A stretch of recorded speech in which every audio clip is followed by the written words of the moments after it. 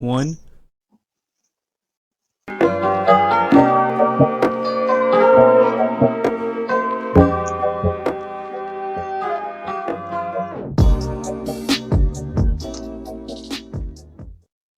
What's up, everyone, and welcome to the 20th episode of the Tcg Cast!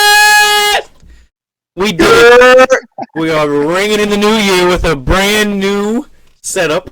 Today we have joining us for our 20th episode celebration, the famous Nigel John. Nigel, how are you doing today?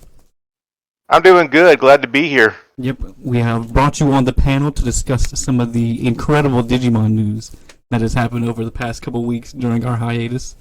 One big thing is we have started a Discord. I will include the link down in the description. Feel free to jump in and join us. We usually play test once or twice a day. You see about 4 or 5 people in there play testing, or just lurking like I do. I have yet to play. I kind of just watch. We're also hosting a tournament on January 8th, a free entry, so feel free to jump in and check out the announcements channel. Make sure if you sign up for that tournament to assign your player role, please, because we will be using that to ping everyone in the Discord when the tournament starts, when they need to check in between rounds for their breaks, stuff like that. Yes. And yeah, just come in and have a chat with us. We're pretty active. We got a nice growing community, and yeah, we wanted to keep it open for everyone. We're at 200 members right now. Can you believe? Are we at 200? We're at. Oh yeah, we my are. god! Yeah, we're at 200. We started this 2 weeks ago. About 2 weeks. We're at 200 fucking members, dude. Wow. When I joined, there was like 10. Yeah. Okay, and I'm not gonna lie. So whenever you pitched the idea of starting a Discord, Spencer, I was like, I mean, I feel like we're not quite there yet. But I was like, you know what? I'm gonna trust, and we'll just see what happens. Mm-hmm. And 200 members later, Yep. we have a bunch of stuff happening. We do. We had tournaments popping off. Yep. We Yes. hosted our own smaller Discord only tournaments. Yes. We got And they were fantastic. We have Mario's Gaming World that joined our Discord. Can you believe that? Yes, all you Digimon fans. You wanna know who's in our Discord? We got, like he said, Mario Gaming World. Mm-hmm. We got Eli Hill. We got Zenitsu. Mm-hmm. I think Gyro-chan's in there as well. Is Gyro-chan in? I think so. I'm pretty sure Dan Van's in here too. Yep, somewhere. Dan Vang is in there. Yeah, We got the Digi Academy bros as Vang. well. We got Oh Kami Nubu in there. Yes, we do. We have so many, top tier Digimon players that are on here, and content creators. It's crazy. Yeah, Absolutely crazy. it's crazy. I'll post the link down in the description, and give us 1 second while we cut because I forgot to do this. All right, we're back. We're here. Goodness, we was talking about Discord. Oh yes, the Discord. Yes, ma'am. Yes, and You reminding me. say, ma'am. He did. I'm so sick of this. I'm tired of this. I am a man.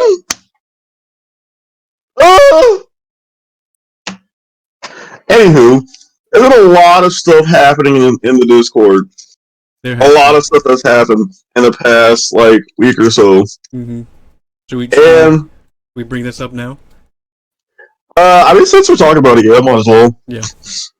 So, this is my perspective of the events that happened. So, me and Spencer decided to come up with a couple of local-ish type tournaments online, in which it's a fun space for everybody to play whatever that they want to play and whatnot.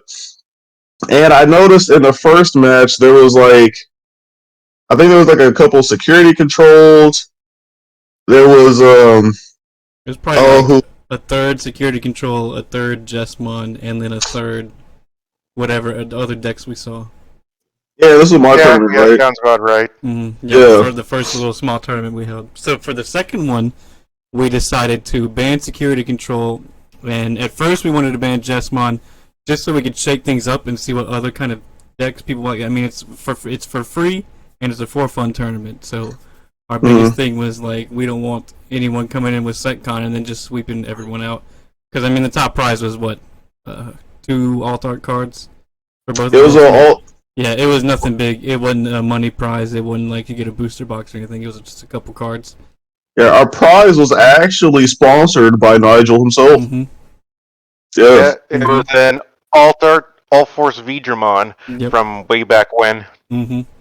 Yeah, so I mean, it was just a little small tournament, and we decided to take out Security Control and take out Jesmon just so players can have more fun. Because I know Security Control is just a slog to get through, and each hand lasts about like 5,000 hours, not to mention the entire match. And then with Jesmon, we just saw a lot of Jesmon, so we wanted to see what other decks people had built, you know, that they might not get to run because Security Control and Jesmon are so prevalent in the bigger tournaments. And we had a couple guys who disagreed with us, and they started throwing hissy fits like children, and we had to permanent ban them because they were two people who lurked in the Discord, had never said anything before, and then wanted to try to start an uproar because we were banning Security Control. You ended up permanent banning both of them? Yep. Yeah. Mm-hmm. And so, like, whenever I saw this going down, like, I was hanging out with a couple buddies, and then, like, I just kept, like, getting, like, cause, like, I have, like, vibrations as, like, my notifications. So, like, every, like, 2 seconds, it was like, zzz, zzz, zzz, zzz. I was like, yo, what the hell is going on? And then, like, somebody was like, oh, banning Security Control? Oh, I'm never going to play these tournaments again, and blah, blah, blah, blah. And I was like, okay, first of all, like, if you're this down bad to play Security Control, then just go to some other, like, sweaty tournament or something. And 2, what is your problem? And 3, are you good? The prize was literally just a card. Yeah, it was a card that was like $16. So yeah, I don't know why they were getting that upset. Yeah, it was I think literally they were just a card. A card that doesn't even play Security Control. They just wanted to complain at that point. They wanted to hear themselves talk. And like, I tried to be nice with them and be like, hey, like, I understand, like, I understand, like, some of, like, your people's opinions about, like, banning certain decks for certain tournaments, but this is, like, a free tournament. This isn't going to happen for, like, following, like, maybe, like, bigger tournaments and whatnot. It was just specifically for this one. But they didn't want to fucking listen to me at all. Mm-hmm. They were like, oh, I'm going to leave this server. Blah, blah, blah, blah, blah, blah. And I was like, fucking no. Yeah. Shit. See ya. Like, goddamn. Now, I love how Spencer comes in and just lays it out like a good old military style friggin'. Alright, this is how it's going to be. Yeah, so one of the guys that was complaining, I was going to ban him because all he did was, he just came at everybody that was like, okay, well, if you don't like it, then, you know, just sit this tournament out and maybe participate in the next one. Or a couple guys like Nigel and Ninja Cat and all them in there, they were coming to our defense and saying, you know, trying to calm him down, and he just did not want to calm down, so he was just causing too much of a problem. So I was already going to ban him. And then this other guy who was, he was kind of a dick, but he wasn't really. He just came out and said, aren't you the guy that cheats in other servers? I was like, okay, well, we don't come in here and say that people are cheating. That's just not something that we're going to do. I said, if y'all can't follow the rules, then you'll get a permanent ban. And I said, let this be a lesson to anyone else who doesn't want to follow our rules in the Discord server. But, like, I always thought, like, after he said that, I was like, what if he is a guy who just cheats in every server? Like, and he just, like, just stays. But luckily, I think he left too, so but they both we don't have to deal with that. Yeah, I'm sure that they're not a part of the community anymore. That toxic behavior, we do not support at all. Yeah, not at all. Mm-hmm. No. Say no to toxicity. Mm-hmm. And our biggest rule is don't be disrespectful, or keep it respectful. And I said, if you have a complaint, let us know, but let us know in a respectful manner. Don't come out and be like, oh, fuck you, you're banning set control, I'll never play in this server again, suck my dick. That's not how adults act. Yeah. That was a part of the giant. And I was drunk at the time. I played drunk Monopoly with my family, And then I passed out on the couch. It's like a day before or after Christmas. Yeah. I passed out on the couch, and then I woke up to like a bunch of different notifications. A couple people DMing me like, "Hey, are you gonna allow this to happen?" And I'm like, Huh? And I looked at it, I'm like, all right, I need another drink. Wait, so who won Drunk Monopoly? I won Drunk Monopoly. Attaboy. It was fun. You should have seen my dad. My dad was over there just giving himself money at one point. Just taking it out of the bank? Perma-banned him from the table. Damn, he perma-banned his own father. That's tough. That's right. You gotta do what you gotta do to win. Exactly. If you ain't first, you're last. Let's cut through to that table. We traversed that fucking round. But anyway, our Discord is that's the only hiccup that we've had. It's been taken care of. So please feel free to join our Discord. Come in and have a chat with us. We're always open. I'm jobless right now, so I can chat anytime, any day. Yeah, for a week. For a week. Yeah, you really need to clarify that. Yeah. You clickbaiting asshole. Like we're all sitting here thinking like, holy shit, he's jobless. Like, is he gonna lose his home and everything? He's like, oh no, I have a new job in a week. Like, oh well, you could have mentioned that. See, and before we all started getting worried about you. See, no, but like low key, I low key appreciated that Spencer said that just to see like how like caring everybody else is in the Discord, because everybody else was like, are you good? Like, you need like us to support you somehow? Or, like what's happening? And after he said that, and I was like, okay, yeah, really I see what you did there. I really just did it for the memes, for the slapstick comedy. That's what it was.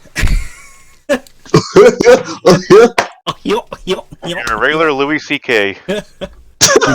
Charlie Chaplin. Oh my gosh. Alrighty. I think that covers everything that we wanted to talk about on the front end. So let's take a deep dive into Kamigawa Neon Dynasty, because we got some alternate art reveals, and y'all have previewed them, these first few right here, but they look fucking phenomenal. So we haven't gotten much revealed for Neon Dynasty yet, but these are the variants for some of the cards that they have already revealed. Let's take a look at these. They have this one in every color with the neon variants in it, and it's just chef's fucking kiss, bro. Look at this card. Look at it. Just fucking look at it, bro. It's so fucking good. I love that splash painting on it. Whatever you want to call it. I think it's flames. I assume it's flames. But it just looks good. And then we got the dragons over here. Oh yeah, yeah. I do love the dragon art that Wizards of the Coast puts out. It's always stellar. It is. I even like the symbol for Kamigawa Neon Dynasty. The two mountains with the blood moon in the background, or maybe it's the sun. Probably the sun. I was kind of hoping it would be Blood Moon, to be honest, because that art is just mean to use in Commander. But yeah, it just looks so good. These are mythic, so that might be hard to pull, especially the extended border on this one. The Atsushi, the Blazing Sky.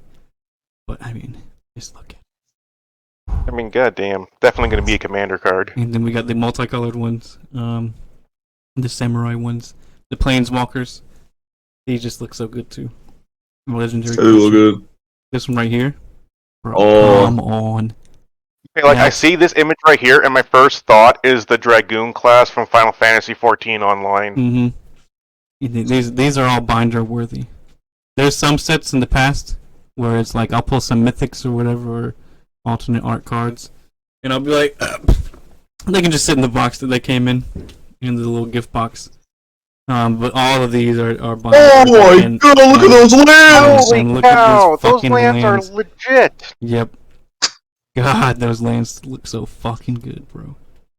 Those are $8 lands. I would get one of each land and frame it for this. Oh my gosh. That would be sick. That would be sick. We get two of each, too. Two of each per boosters pack, eh? I think you...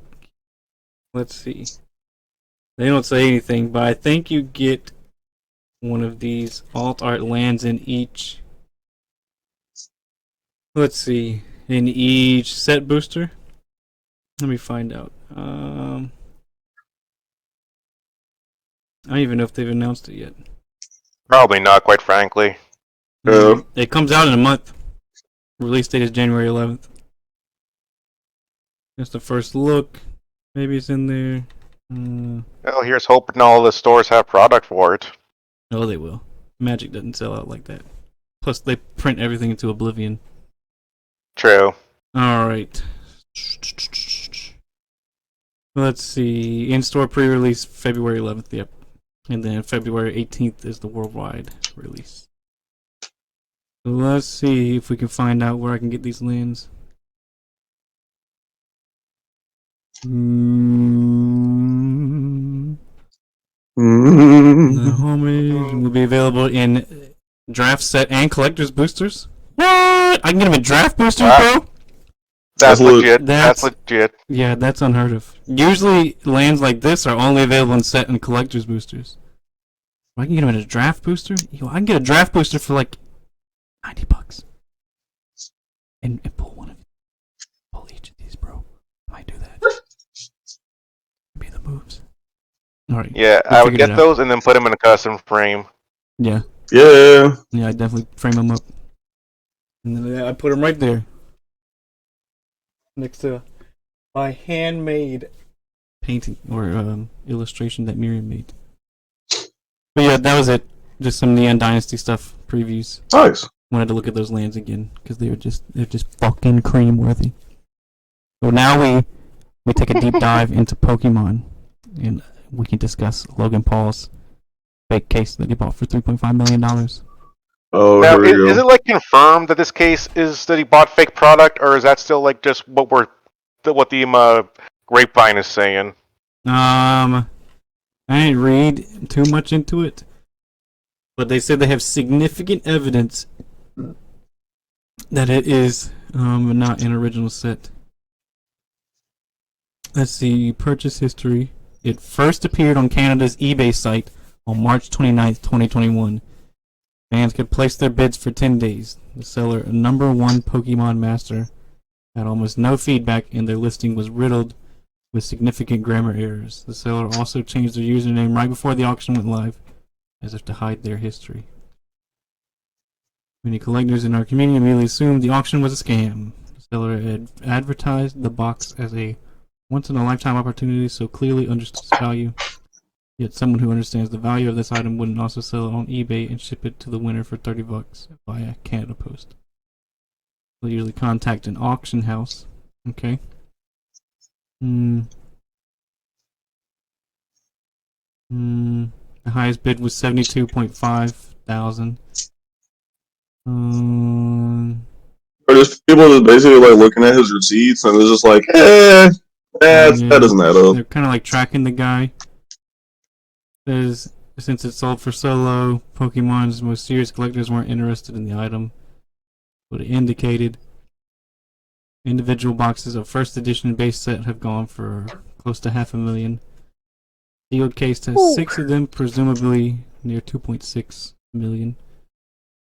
The lukewarm response is enough to tell you that people thought something was amiss. I don't really know. It's all speculation at this point. There's no hard evidence. That's a valid point, though. If you're selling something that's worth, $3.5 million, apparently, are you really going to send it via Canada Post? It seems like something you would sell under Garden Auction House or something. Yep, that's what they were saying. Take it to an auction house. Apparently, Logan Paul had it authenticated, though. But people are saying that he probably paid someone to authenticate it, so. Probably. Who knows? So he doesn't look like the guy who didn't know what he was doing. But yeah, that's all speculation. Here is some hard evidence. The illustrators, big shout out to the Pokemon, Digimon, any illustrator in the TCG community. You are loved, and y'all do amazing work each and every day. The Pokemon TCG sends its illustrators very special 25th anniversary cards, including Beta Chansey. So I assume they got the wooden box with the deck inside the box. Wow. Yeah, that's awesome. That's showing some love. 30 card deck is named Creatures Deck Corporate History. Similar to Celebrations, it contains reprinted cards from the TCG's past, each representing a year from 1995 to 2021. Excuse me? I think you did your math a little bit wrong. That's 26.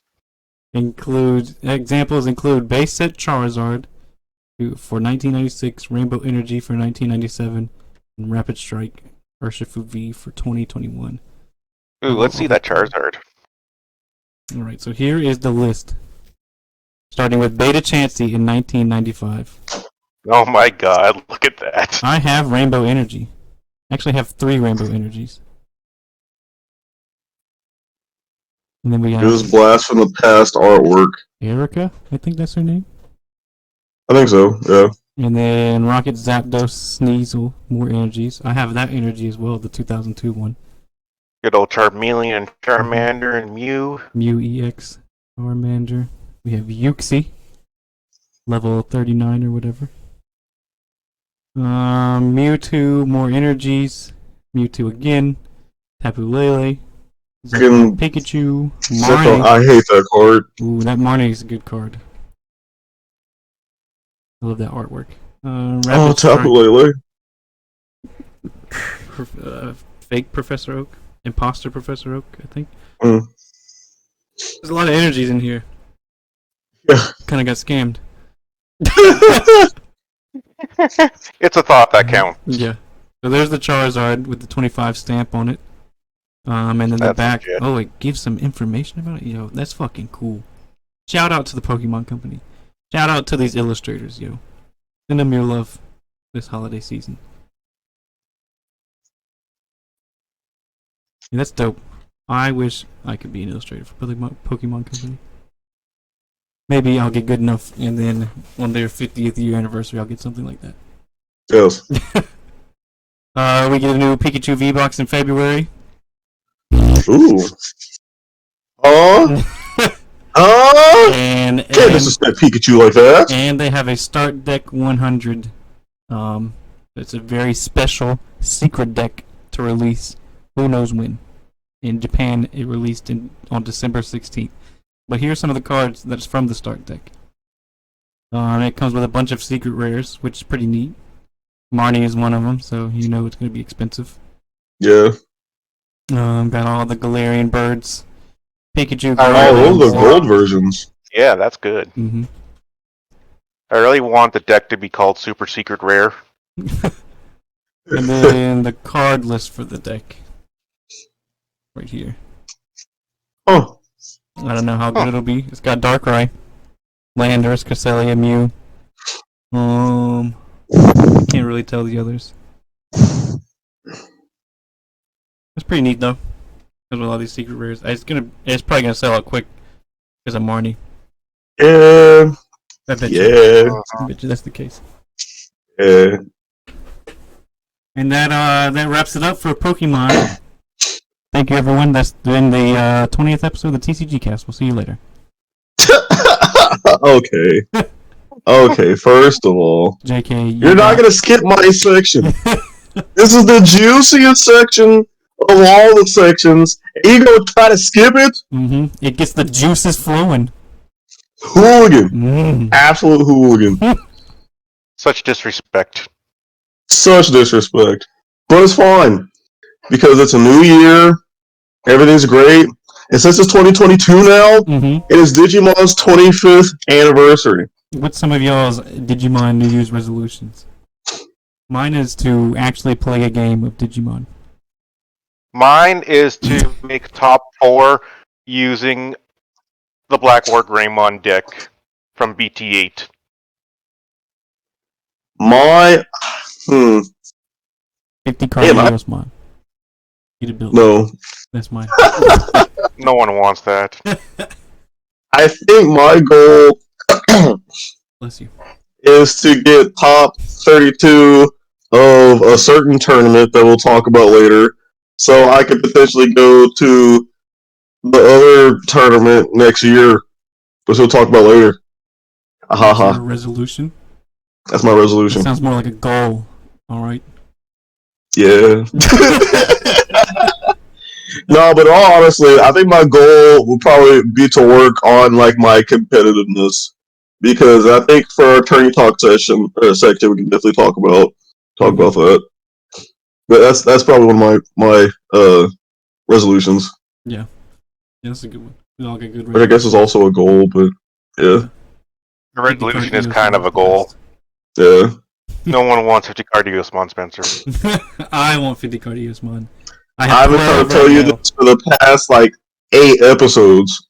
Ever since BT06 got announced, I have been on the 50 card Eosmon wave.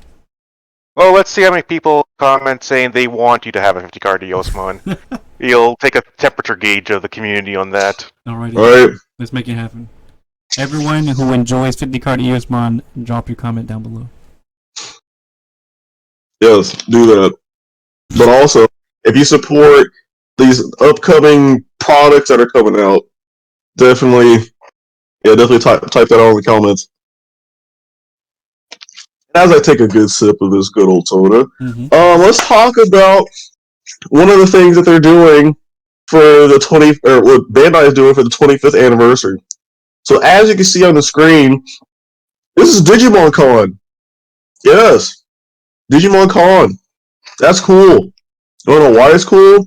Because it's a celebration of anything and everything Digimon related. And it's supposed to happen on, I believe, February 26th. Yes. At 5 p.m. PST, 8 p.m. EST, which is also 7 p.m. CST. Gosh, I hated that. But what about Mountain Time? 6 p.m. Mountain Time. Yeah, you can handle the Mountain Time. Goodness. But so this event is going to be streamed on Bandai's official YouTube channel, which is really cool. And then they're going to have different segments. Oh yeah, thank you for scrolling down. I forgot to mention this is free of charge, so you can just show up and watch all the festivities. Internet usage data rates may apply though. True. But that's when you go. See, that's when you go on your console, and then you go on the YouTube, and then you just like that page and watch the stream from there. Free. Boom. Just go to an internet cafe. Yeah, or you can go to your local McDonald's and just use their Wi-Fi there. I think they frown upon masturbating good Wi-Fi at McDonald's, honestly. Yeah. But yeah, so they have different segments throughout this time.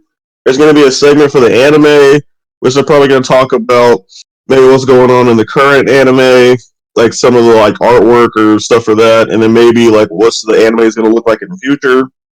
There's going to be a segment for about the video game, which I really hope they talk about Digimon Survive. I have been waiting for this game for so long. I want it. Oh yeah. Also, if they can make Digimon Cyber Sleuth 3, Bandai, please. I know not Spencer, but I know Nigel, I believe you just beat Hacker's Memory. Yeah, completed my first playthrough last night before bed. Heck yeah. Yeah, I think currently I'm on my second playthrough of that. I'm trying to get all the Digimon. Yeah. But anyway, and then another cool thing that they're going to do is talk about I think the V bracelet and the Vital bracelet series that a lot of people are really like. I thought ordered one, low key. Yeah, because it's basically almost like the old school, not like Tachigawa. I forgot what it's called. Tamagotchi. Yeah. It's basically like that, but now, and it's with Digimon, so it's cooler. Yeah, another interesting thing about the Vital bracelet, in a admittedly brilliant marketing move by Bandai, the Ghost game Digivice is the Vital bracelet. So that's why their popularity exploded when Ghost game premiered. Because now you just slap it on your wrist, you plug the DIM card in to upload your Digimon, and, it's basically a Fitbit with Digimon in it. Yep. Yeah, I thought about ordering one. $80 though. Yeah.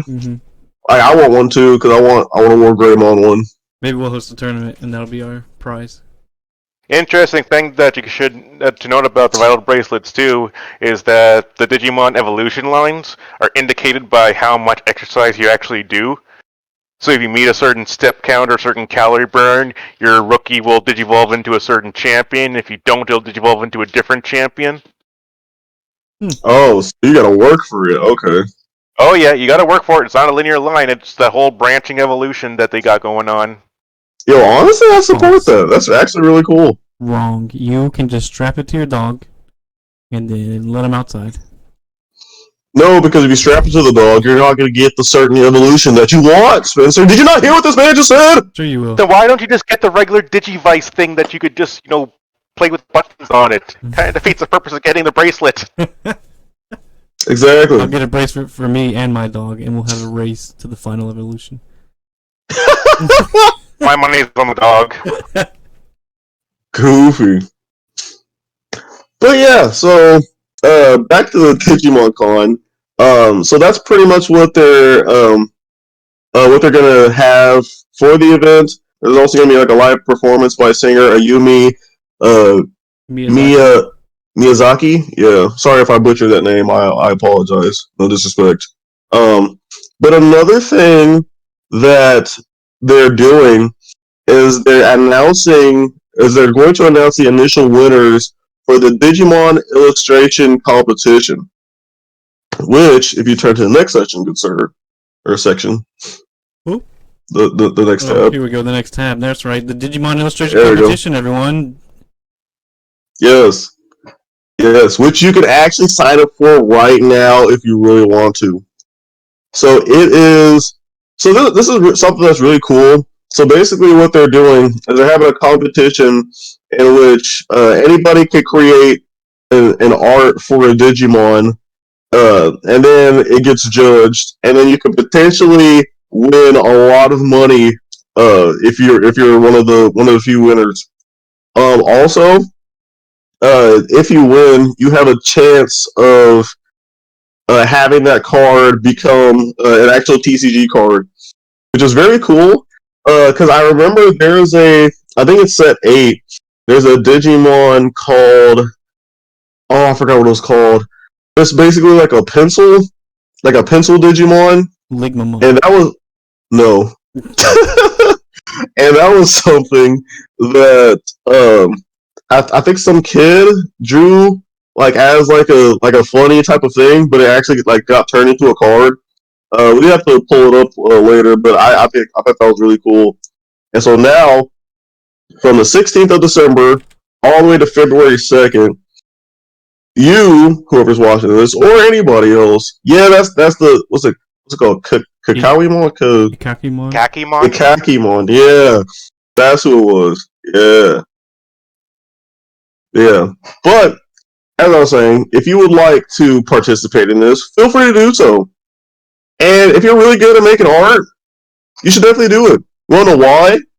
Because if you win, then you potentially get 300,000 yen, which equates to about $2,600 in U.S.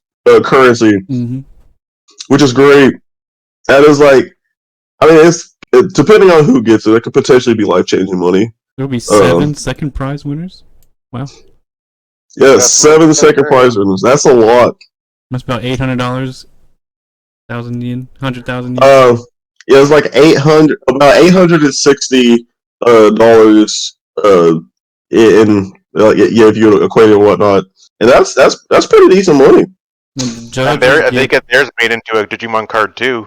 Yes. So there could be 8 new Digimon cards that come out of this. Which better be bangers, sign me up. Say what? They better be fucking bangers, yo. Oh, they definitely will. Oh yeah. No, Bandai's been recently Bandai's been stepping it up with the art. So there's definitely gonna be a threshold that they have. But also the judges are able to get to give out prizes as well, which is 50,000 yen, which equates to about I think like $500. So you have So you could win either potentially $500 to $2,600 in U.S. currency, which is actually pretty dope. Mm-hmm.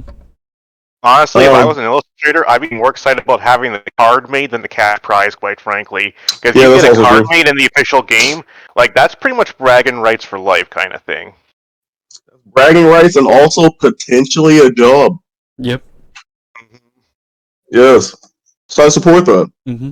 If you support this, feel free to do so. It's like Magic, what they do with convention packs. They take in user submitted illustrations. Let's see. I have one that I pulled from a mystery booster. It was a user submitted Lotus. It's an $80 card though, so these cards are probably going to be pretty expensive. Oh yeah, probably. No Magic. Unless they're hard to find. Not meant for Digimon. It's pretty clear what Bandai's doing. They are making Digimon like their flagship TCG to get a sweet piece of that TCG pie. Mm-hmm. Mm-hmm. Because Dragon Ball sucks.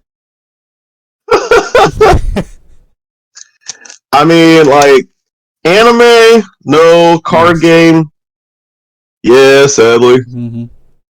Anime is pretty bad too. It's almost as bad as Kingdom Hearts. Well, let's not say you're off the show. You're off the show. Get out. You know it isn't bad though. The Digimon gift boxes. Except okay, these were slightly rage-inducing for me. I'm not gonna lie. Yes, and I wanted to. Yeah, this is something I wanted to talk with you guys about, because like, so okay, before I talk about this, so the gift boxes are officially out, technically, and you can find them if you can at Walmart, Target, GameStop, Meijer, and these are all stores in the U.S. And you can also find them if you live in Europe or in Oceania. There's if you look on world.digimon.com, you can find where or which retailer has them for you. But this is where it's at here in the U.S. and it's and the price is about like $25. And holy shit, these are so hard to find. But so hard to find. Side note, for our January 8th tournament, I have been able to acquire some, and the first place prize winner will get this gift box. This is right here in my hands. What sprite's in there for the memory counter? Patamon. Let's see. The Gatomon? Gatomon, is that what it is? It might be. It looks like a cat. It's the little cutesy one. You'd have to. Okay, here. You have to point it out on the thing. Oh yeah, that's Gatomon. Mm-hmm. Yeah, that's Gatomon. All right, that was close. Gatomon for the Japanese. Ligmamon. No, not Ligmamon. And if you want, I will sign your gift box. Yes. If you want that. What was I saying? But yeah, so for me, so luckily, and shout out to my boy Omni-Man for holding one out for me. And he was able to keep one for me, and thank God, because I figured that this wasn't going to be found anywhere. Because like the day that I released, I was like calling stores, like, "Hey, do you guys have it? Hey, do you guys have it?" And we was like, and they were like, "No, sorry, no." I was like, "Are you kidding me?" And then like, and some product kind of got like spread around in like different locations. I highly doubt that in my area that these gift boxes actually came out. Now they were like in like some small towns, apparently, but like the bigger towns like here, because like I live in like a college town, so I figured that there would be like like kind of abundant here. But no! They were in my absolutely small town. I found 5 of them. I went into Walmart. I don't even remember what I went in for, but it definitely wasn't for TCGs, because Miriam was sitting in the car and she said, "Make it quick." And I went in there and I was stopped by the TCG section in Walmart, and I was like, "She's not gonna know that I stopped here." So I stopped there, looked around, took like a couple minutes. I was like, okay, I don't see them anywhere. So I grabbed some card sleeves that I needed, and then I started walking back down the aisle, and then I was like, let me look one more time, and they were like shoved up underneath in the very bottom, and there was 5 of them, and I grabbed all 5 of them. That's right, I shelf cleared. Way to be that guy. Way to be that guy. You grabbed all 5 of them? Yeah, I'm that degenerate guy. I shelf cleared them. Wow. Alright, so we needed one for the tournament, alright? And then I just wanted to crack some EX01 packs before the release date, because fucking And what did your wife say when you walked out with 5 gift boxes? She was disgusted. Bro, I would have been too. I thought you were going for one thing. Yeah. What did you think you brought? I don't even think I bought the one thing that I went in there for. Oh my god. I just walked out with 5 Digimon gift boxes. You're ridiculous. Absolutely ridiculous. Let's not throw shade at Spencer, but I want to bring up this gift box situation, especially in Canada, because what I noticed a lot, especially on the Canadian eBay about a week ago, was that people were scalping these gift boxes hella hard in North America. Scalping? Because they have the EXL1 packs, and we're not getting them here for another couple of weeks. Mm-hmm. Well, scalpers are fucking degenerates, and they can run hell. I'm not scalping any of these. I busted my gift boxes open, and then I saved the one for the tournament. But there's one more thing I wanted to mention that I wanted your guys' opinion on. So, in theory, these gift boxes, let's say for the sake of conversation, they're in North America, and they have EXL1 packs in them. And the cards are actually EXL1 cards. Should Bandai have then declared EXL1 a legal set the date that the gift box was released in North America, since they have EXL1 packs in them? I personally think they should have, because theoretically you can get your hand on the product in North America. Ergo, I say EXL1 should have been made legal when the gift box was released. I think to kind of counter that, so whenever we do pre-releases, do you think that okay, like say like we were doing a pre-release for a BT7, do you think that it should be legal like at time at pre-release, or do you think it should be legal like when it comes out the week after? Quite frankly, I believe that it should be legal at time of pre-release, quite frankly. I know that kind of defeats the purpose of it being a pre-release, but I've never been of the mind that I've always disliked the whole pre-release thing, just because, I don't know, just always kind of rubbed me the wrong way. I always was of the opinion for any TCG that you have your release date, that's your date kind of thing. So whenever you can say to somebody in any given region, if you go to this store, you'll probably find, if not the section for the product, you'll find the product there. Ergo, product is legal at that date. Like it says right here on the website that they were available in North America on December 17th of 2021. I don't remember if they actually were or not that exact day, but if that's the date that a product containing EXL1 cards becomes legal in the North America, then why not just make that the legal date for EXL1? Sure, you'll have a hard time, getting a lot of your cards because there's only 4 packs per box, but theoretically, the option is there. Right. Yeah, I mean,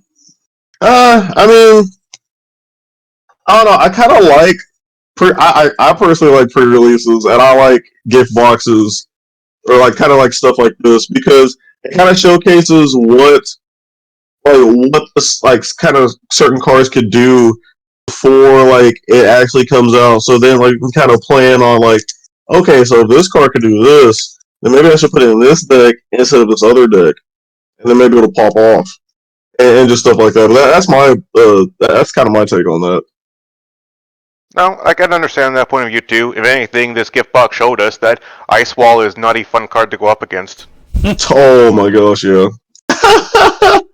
Oh my gosh, and when we do our tourney talk section, I definitely got to talk about that. Because that card is actually... I'll save it. But yeah, so with the gift boxes, they're very hard to find. So if you're out there hunting, good luck. Yep, and I'm one of our rules in the local Discord is not to shelf clear, and I was a filthy man, and I shelf cleared these. But hear me out. Absolutely no one in my area within 3 hours of me plays or collects any Digimon. Not even my LGSs sell Digimon. So to that point, I feel like I'm the only one here who's going to care about these gift boxes, or probably even knows about them in this fucking backwater Wilson town of Wilson that I live in. So, Goodness. I don't think anyone missed out on them here. I guess fair enough. We'll allow it. Yeah, we'll allow it. But for the next topic I want to talk about, speaking of EX01, so it got pushed back. EX01 got pushed back. Mm-hmm. I'm not sure. Pikachu face. Say what? Shocked Pikachu face. Bandai delayed again. Right. Yeah. So basically, so for those that don't know, we were actually supposed to get EX01 on Friday, this upcoming Friday. Which, and Spencer, I don't think we have a tab up for this, sadly. Here we go. Article. Okay. Wrong. But yeah, so it was supposed to come out on Friday, but it got pushed back until the 21st. So basically 2 weeks from this upcoming Friday. Which sucks because now we have to wait longer to play with broken cards like Ice Wall, and now I can't play. I can't get the cards that I need to make my Phoenixmon deck. Well, to legally play with them. In our January 8th tournament, we are allowing EX01.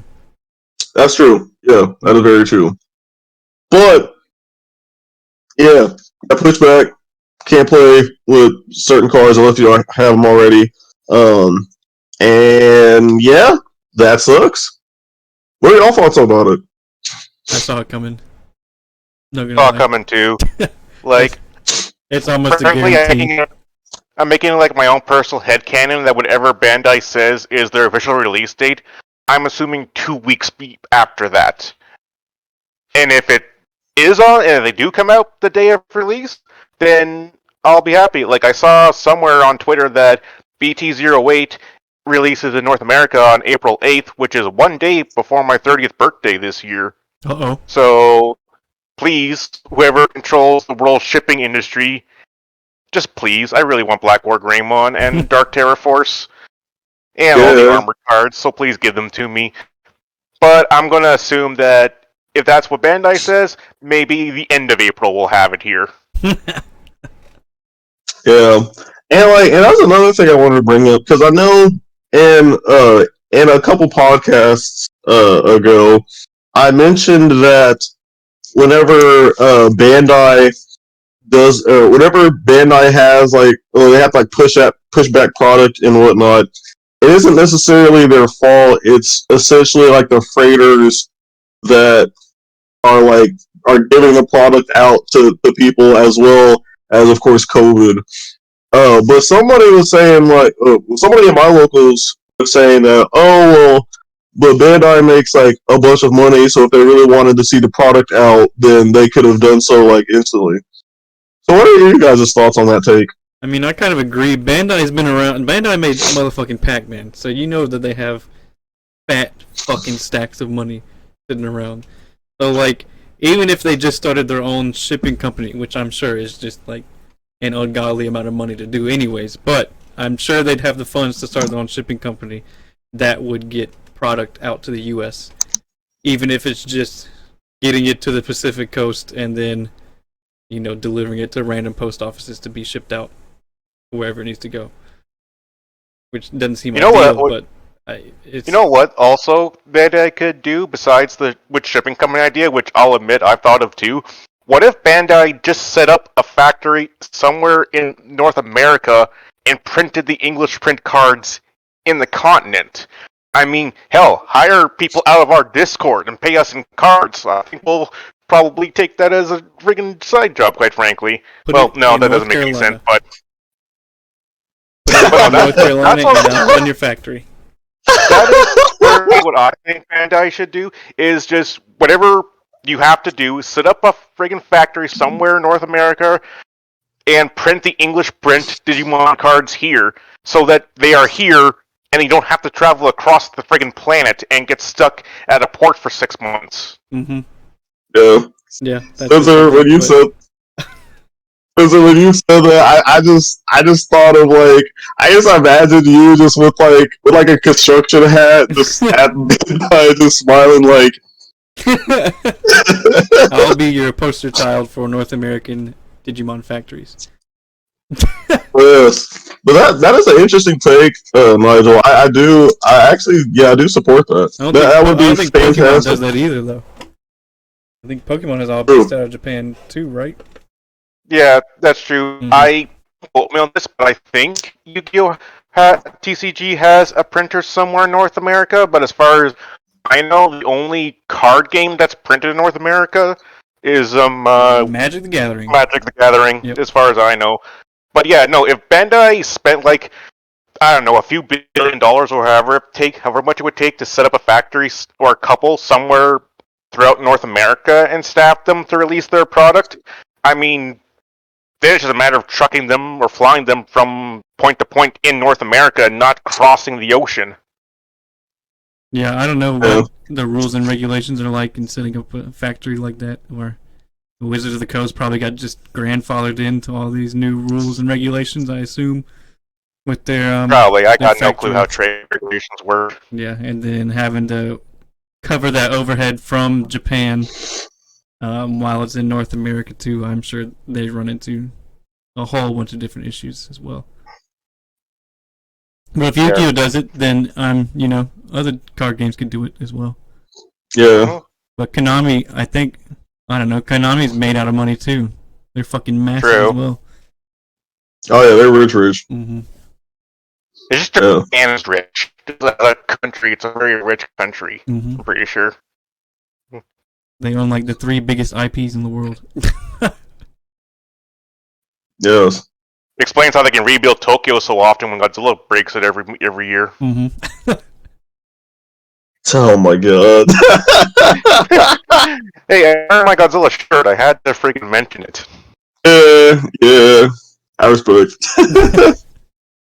Well, speaking of cards, you know how in the last podcast we talked about a speculation and rumor of a ban list / limited list coming?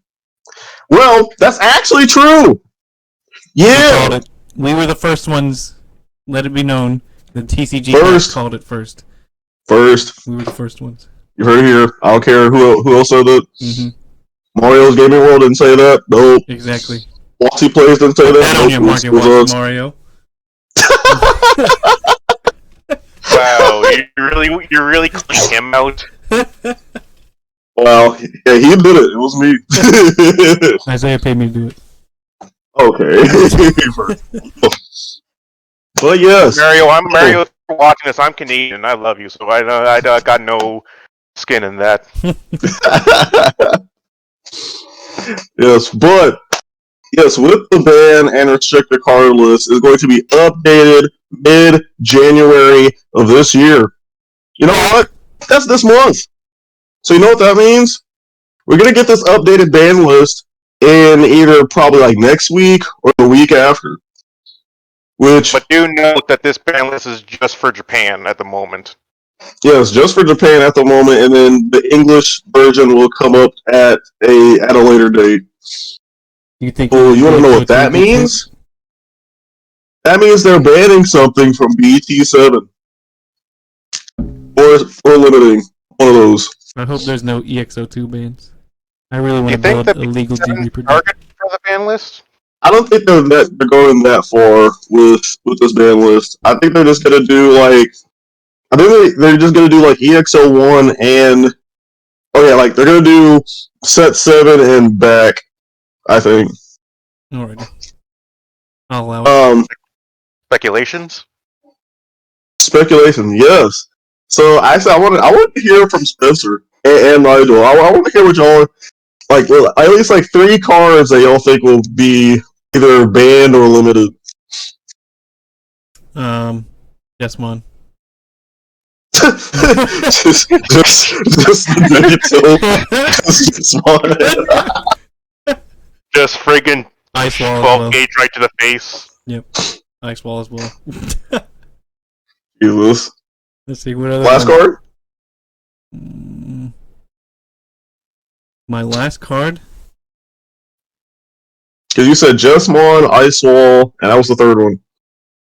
Jesmon again. And Jesmon again. Oh, come on. Maybe they errata the Eosmon and not allow 50 in it, and then I'll be down bad. Oh, if they do that, you're gonna be down bad horrendous. I will burn my Eosmons live on air if they do that. Wow. No, you won't. No, you won't. You will not. Good. You can't do that when you just got the playmat. Yep. He's right. Just get the playmat. Which we'll also talk about later on. Mm-hmm. But, Nigel, what are your takes? Alright, first choice, obviously it's gotta be Ice Wall, because it's Ice Wall. I mean, for one cost to shut down your opponent that much for a turn when and it's blue, so I mean, it's in going into Gabu Bond oppressively, not to mention it'll probably see, if it doesn't get banned, it'll def see play in Imperial Dramon builds and All Force V Dramon builds. Second card is not Jesmon, but is his attack card, Judgment of the Blade. Reason why is because it is not exclusively a Jesmon card. It can go with any Royal Knight. So, especially with the X-Antibody Royal Knight cards on the way later this year, we've already got Royal Knights like Craniumon, Alphamon, Gallantmon, even Omnimon and his variants are all Royal Knights. So that card, in theory, can go with any of them if you have a red source on your board. As for my third card, as much as it pains me to speculate on this, I have to say a Delicate Plan. That's what I meant to mention. Got the name. Reason being is... the reason being is that we've seen Delicate Plan gain a lot more relevance recently, especially in the Pepsi decks, mainly Gabubon with the red engine tossed in, or even Agubon with the blue engine tossed in. We've been seeing it in both, and it's spreading out. It's a single card that lets you essentially just walk through a person's security, because odds are, if you're playing security, if you have your security out there, not even if you're playing security control, but if you have your security, you have either your security Digimon, like Cordramon, or Geogreymon in there, or you have your one-off option cards, like your Gaia Forces, your Transcendent Swords, Atomic Blasters, and whatnot. Having a one-cost card in the most aggressive color that can walk right through all of that is just ridiculous. And one further point, reason I say it's popular for the Pepsi build is because I experimented using the EX01 Imperial Dramon build with the Pepsi engine. If you have the right inheritables under Imperial Dramon, he becomes unblockable and has jamming. You give him a Delicate Plan, he will literally walk through the entire security stack, not caring what he hits. Translate that to Gabubon, where he can restand himself umpteenth million times and walk through your security at like having something like, 15,000 or 17,000 DP, and he doesn't give two shits about options he hits. I mean, it's a one card basically win condition for a good chunk of decks. So those are my three that I would like to see either limited down to like one or outright banned, that being Ice Wall, Judgment of the Blade, and a Delicate Plan. I'm gonna go off the wall and say Wyvern's Breath will probably get limited as well. Yo, no, don't put that foul energy. That's my I don't see it. That's my off the wall prediction. If I'm right, no, because Yellow needs a Gaia Force. Yellow needs a Gaia Force. Wyvern's Breath, why would you not just do friggin' Gaia Force at that point? Basically. Don't ask me, ask Bandai. They're the ones that make the decisions. Well, even though I know like some Black Pellet players actually do want that, only because that they want to have they don't want an out for Craniumon to to be there, but like, bruh, I'll keep that card in. Oh, absolutely. But yeah, you guys down out there watching, be sure to throw down your comments about what you think or want to get banned on the upcoming ban list. We have a thread in the Discord as well, so join our Discord and let us know too. Yes, we do. Mm-hmm. Now, like, my takes. Okay, so like, my takes is kind of is based on like a little bit based on the picture that we saw in the last podcast, but I think number one, and I do have to agree with Nigel. I think it has to be Ice Wall. I don't think it's going to get banned, but I do think it's going to get limited to probably like one copy.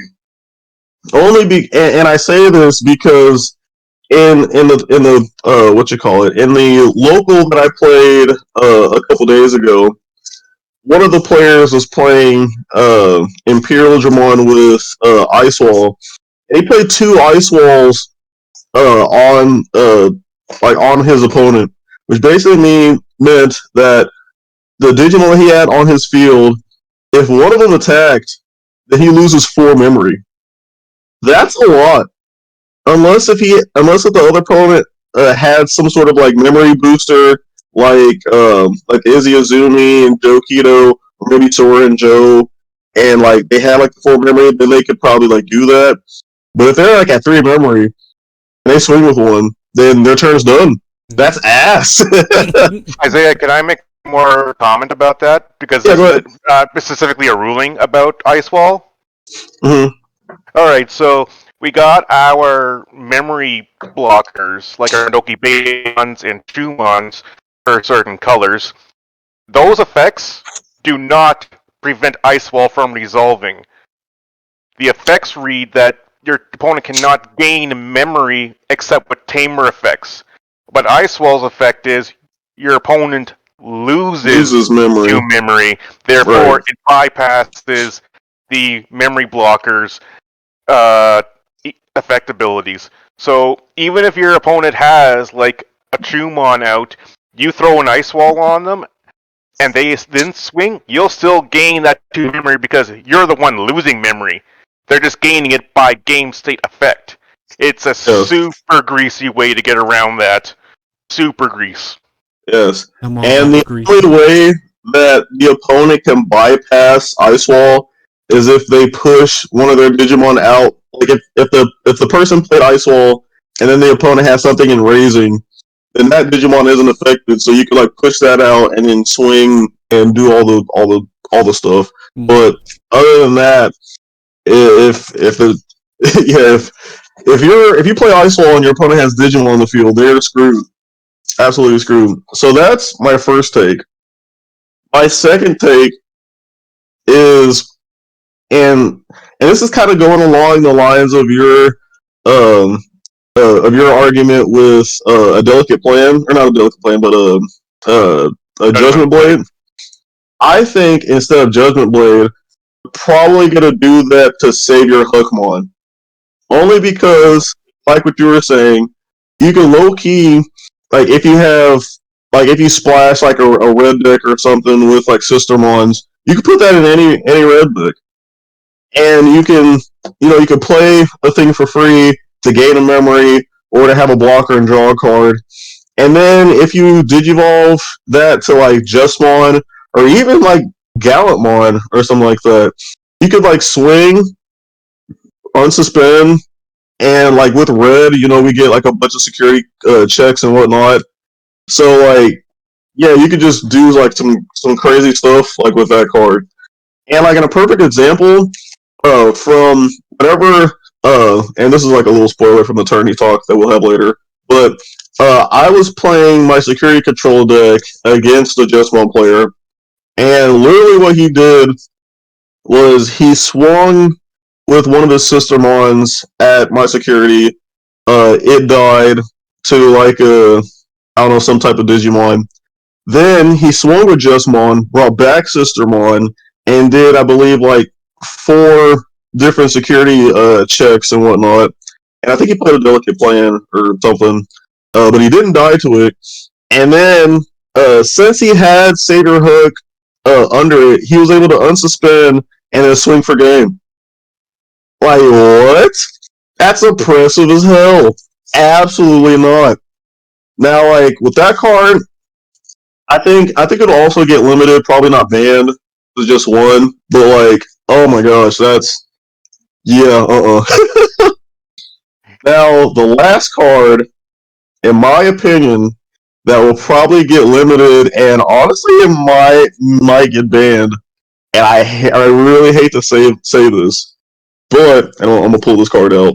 You say Eosmon, I quit. No, reinforced memory boost. I already see it. Reinforced memory boost. Now, for those that don't know about the brokenness of this card, for 6 memory, whenever you play it, you look at the top 2 cards of your deck, you put one of those in your security and one of those to your hand, and then it has the delay ability in which you can pitch it from your battle area to gain 3 memory. In a yellow deck, of all things. Yes, in a yellow deck. So, like, this worked for, well, everybody plays Overkill except me and another one of my friends, but this works in that deck. This is also prominent in security control.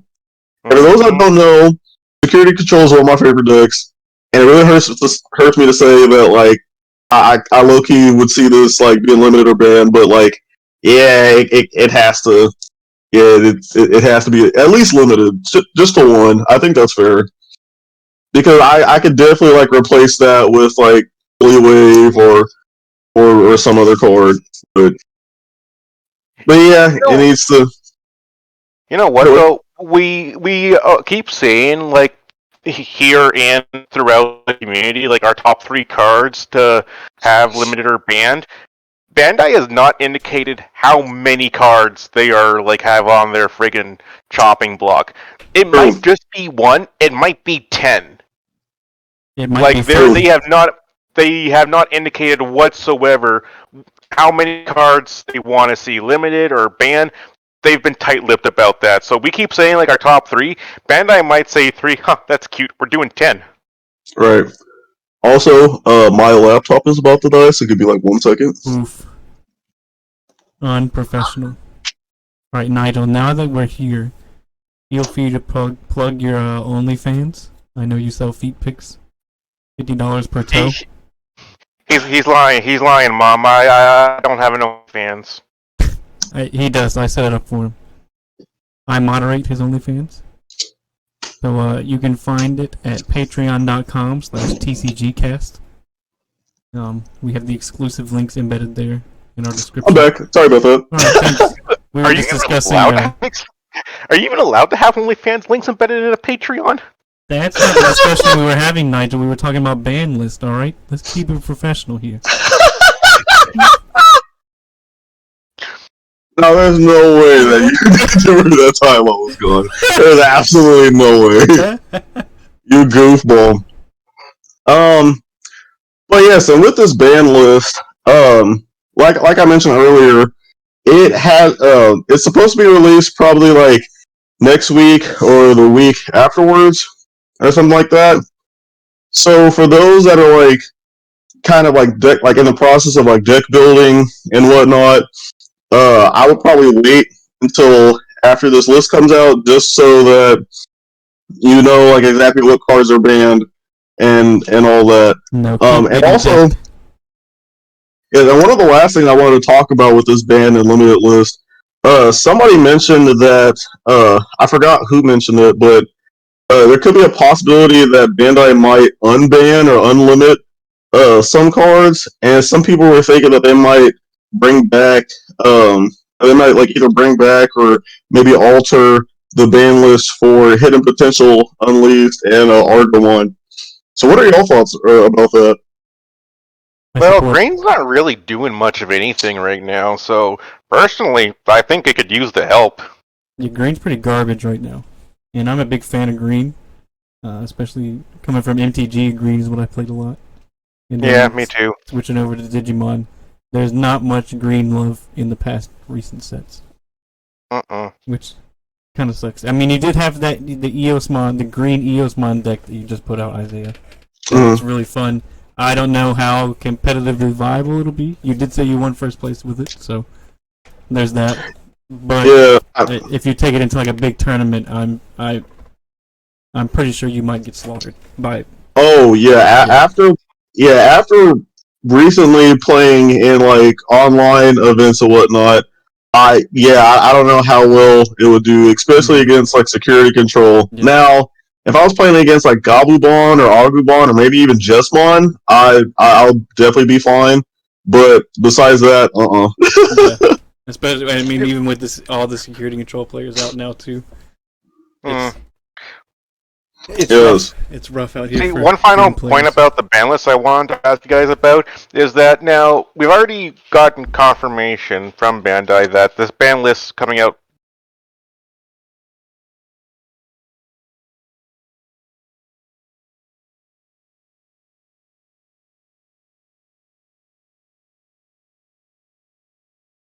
going way down. Because I think right now it's like $12 a copy or something like that. I could be wrong. Sure, I haven't checked recently. I think it was like at least like $5 and up or something like that. And I think that it's definitely going way down. Almost really going down because of speculation. The ice wall. That's what happens. Yeah. Yeah, ice wall. There's right there. There it is. $9.93. $12, $9.93 market price. Good grief. Yes. Oh, look at the price of that Vmon. Mm-hmm. Yeah. I have a which is funny. Vmons.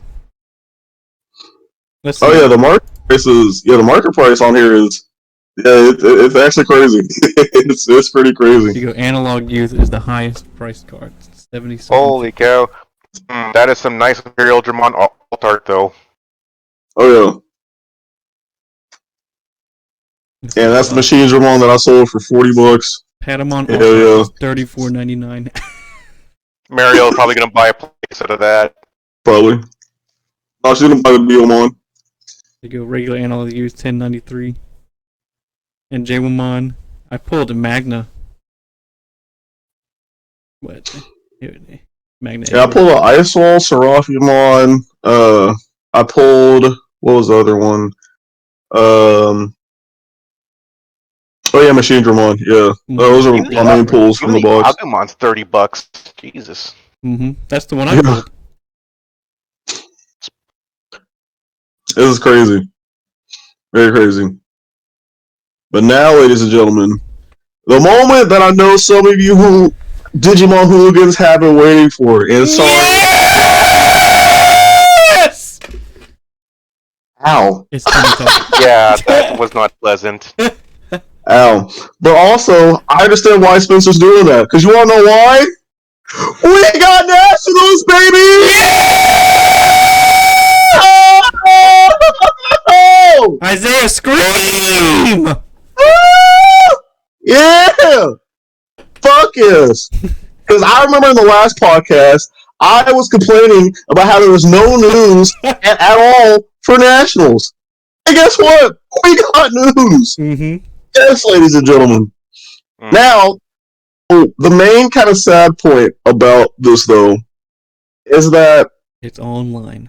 It's online through webcam. That's the bad part about it. So yeah, ladies and gentlemen, we have Nationals. It's through online webcam and it's not through in person, which I kind of figured because of just like, if it was in person, they would have told us about this like months ago, and so people could have like prepared and had us financially prepared to like go out of state and or whatnot. Hopefully, we could do that for next year. This time, let me do online webcam, and I believe we're going to be playing this through Discord. So, also LAKEY, very happy that we did start a local Discord so I could practice for Nationals. You chosen your deck yet? I chose my deck yet? No. Okay. Jesmon. I kind of, sort of, but I want to see what's going to be limited and what's going to be banned before I play. Christmas time. And deck test. Oh, I want to play Christmas Tyramon so bad. But I got. Hold on, you just mentioned the limited ban thing there, Isaiah. But this is North American Nationals. Yeah, that's right. Get Shrek, mate. There's no ban list during that time, as far as we know. Well, I mean, then again, we don't know. But they said at a later date, but we don't know exactly what's going to be banned quite yet. Because if they do anything for BT, if they do anything for EX01, then that's definitely going to be at least before February. EX01 release date for North America, January 21st. The date for North American Championship, February 5th. You think they pop a ban list for English version in that short amount of time before a major championship? Absolutely. Now, not for Europe, but for the US, absolutely. It's fuck North America. Yeah, really. that seems to be the sentiment. But yes, so they're actually hosting different nationals for different regions, and I mentioned. And before that, so another interesting thing that they did is that for North America to get into nationals, right, you had to have your invite. But for Europe, Oceania, shit, maybe even Latin America, it's free. It's open. Well, you have to pay for it. And, you have to pay for it. But Ben in the server said that he missed out on his ticket, sold out in 30 minutes. Same thing. Who missed out on his ticket? Ben, Lawmed in the server. Oh, yeah, he said that this morning. Yeah. They were gone in 30 minutes? Mm-hmm. Yeah. 512 tickets. They lasted longer than North America.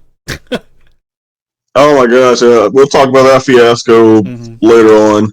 But yeah, so it is open for everybody else. Yes, you do have to pay the $30, but besides that, there's no other requirement. So yeah, there you go.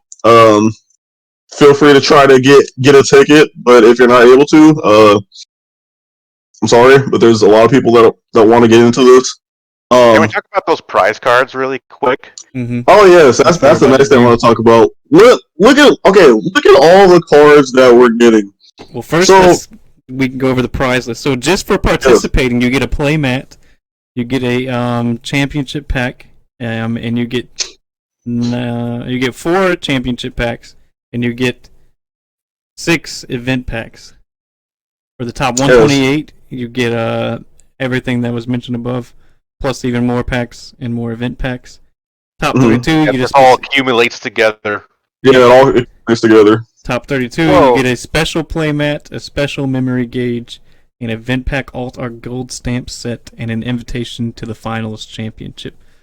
Yes. Now, before we talk about top 16, now just to be clear with the invitation, that's for next year's nationals, not for the worlds. Because some people were kind of trying to figure out what that meant, but that's for next year's nationals, and that's the thing that I'm trying to aspire to get for nationals. I expect nothing less. So wait, if you do well at this tournament, you get invited to the one next year, but does that also mean you get invited to Worlds, or is that a separate thing altogether? Who knows? You have no idea. I have no idea. Absolutely no idea. I feel like you should, only because you've fought your way up the ranks to get to top 30, to top 32. And so if you get to top 16, I feel like you should get top 16 and below. That's just my opinion. But I understand if they just only do it if you just do top 32, kind of. But yeah, so top 16, you get a finalist memory gauge, you get a top 16 Greymon framed trophy card. Which I think that is. Yeah, I think Bandai actually did post some of these stuff is supposed to look like on their on Twitter. I think they have it all down here. I know they have all the pictures down here. Okay. Yeah, we'll take a look at that. But yeah, so top 8 also gets some more evolution packs. Hold up, scroll back up. They got a lot of packs. Yeah, they're handing This out is a a lot. lot. You get a bunch of shit just for participating. Look at all Yeah, that. that's like do well. That's Like, just participation. geez, this is a lot of stuff. Mm-hmm. And in third place, you get a third place play map. You get the middle Ragnarok Greymon play frame. match, which Coda was super sad he cannot get. Yeah, oh yeah, I didn't see that. But also, another interesting thing is that you get 6 booster boxes of a set that's supposed to be announced later on, which is most likely going to be like BT7 or maybe BT8. It's going to be one of those two. And then you also get some alt-art gold stamp cards, which, oh my gosh, those cards, I can't wait. And you get a trophy. Mm-hmm. That's dope. Second place, you get a bunch of stuff. Boxes. Yes, and you get invited to Worlds in the spring. Okay, there's the answer to my question. Yes, yes. And in first place, look at first place. You get a whole case. You get a case. Bond of Bravery trophy framed card, which looks amazing, by the way. First place trophy. Like, bro. 8 packs plus a case and the invite. Yes. And so, and these are some of the packs that we were mentioning. Like the first one on the top left is the Evolution pack, which, you're going to get an abundance of. Then there's. Have a card list for that? I know they posted it or they posted a couple cards on Twitter. I'm not sure if they did on the actual website. It might be like under like the promotional section, maybe, or it could be just later down on this page. But the world may never know. Yes, you scroll down, please. Alrighty. Booster box determined. Here's the memory gauges. Yeah, so this is the participation one. That's the top 32, and then this is the top 16. Which, like, honestly, I think in my opinion the ones that look the best are the top 16. Yeah, it also says finalist on it too, which is that's also true. Bragging rights. Yeah, some good flexing you're playing.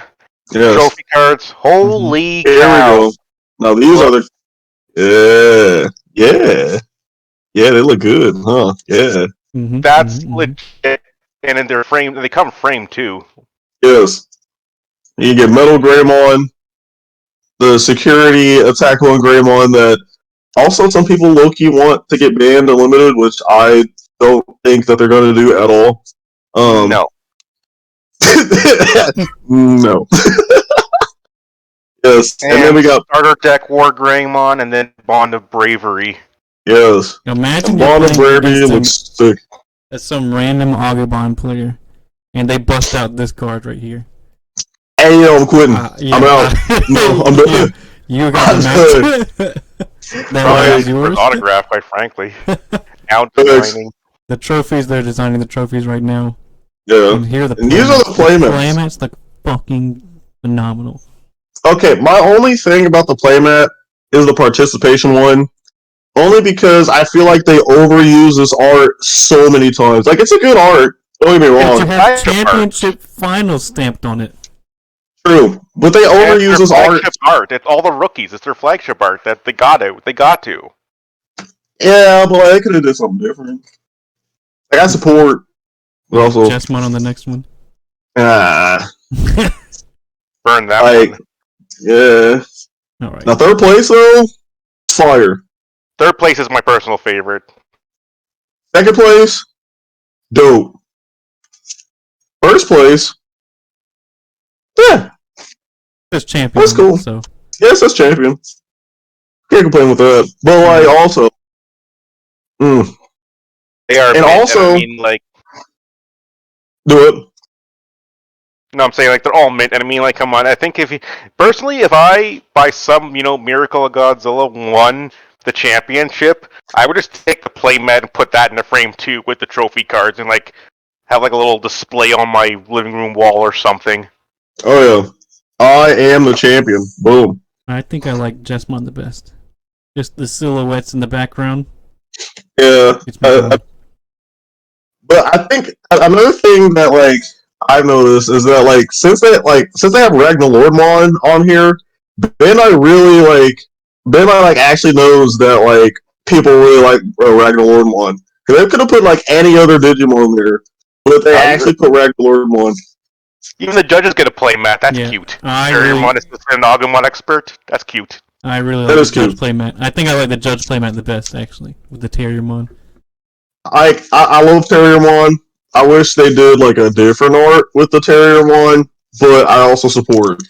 Yeah, the judges get a playmat and some. I assume they get more than one judge pack, or maybe it's like custom made judge pack, and all the cards are the same in every single one. I kind of want to see what's in the judge pack cards. To be honest, That's where the money's at, because they only have a few judges. Yeah. Well, it's from the looks of here, it looks like the Diaboromon, Coelomon, the 6K blocker, another Greymon, Agumon, security I plus think. one. There's Devimon Mm. and something else. I can't think of it. can't really make it out what the top left one is. Yeah, I might be like a Kabuterimon or something. Whoa, Whoa. that's a Okay, let's lot of find zoom. out. This Great, that didn't help. That's Kabuterimon. Kabuterimon. I He's called doing his it. lips. Yeah. But yeah. That's So the that's ranking. all the prizes. Now let's talk a little bit about the Nationals drama that happened. The first thing, a lot of people, including myself, are very sad and also low-key very pissed that the Nationals is being held online through webcam. Mainly because it's very easy to cheat on webcam as opposed to being like online. And I guess personal opinion about it also, that it also takes out like the fun and like the humanistic type of uh like element to these events from it, because what's basically going to happen is everybody's going to sit like in their office or whatnot and then play these games like through Discord, and then that's it. They might play or not play. They might talk to people in like other like Discord like areas or whatnot. But other than that, it's just playing Digimon, and that's it. So what are y'all thoughts? I'll give you my thoughts in a second. My puppers need outside. Oh, okay. My thoughts on it. Mm-hmm. I don't know. With COVID going on, there's nothing better that they could have done. I don't think that doing a convention would do any good for anybody, especially with Mm-hmm. COVID still going and the new variant that it has. So I think that was their smartest decision, especially for the players' safety as well. Yeah. I think that's what they were looking out for the most, and hopefully by this time next year, in 2023, we'll be done with COVID. I hope we'll be done with COVID and we'll be back to normal. That we can start going to conventions and stuff. Plane rides won't be limited, stuff like that. But Yeah, unless if. Oh, go ahead. I kind of see the disdain in doing another webcam tourney, because for the past couple months now, it's been all webcam tourneys. I mean, you can still go to your locals and stuff, but that's not a big, huge event like this would have been at a convention. Yeah. Yeah, the only big event that was like kind of similar like that was just the store championships, but even that was kind of hit or miss depending on how many people showed up or whatnot.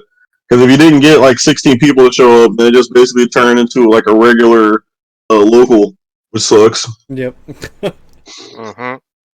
But yeah, there was another thing I was gonna point out. Oh, I can't remember. I'll probably remember later. But what's your take about it, Nigel?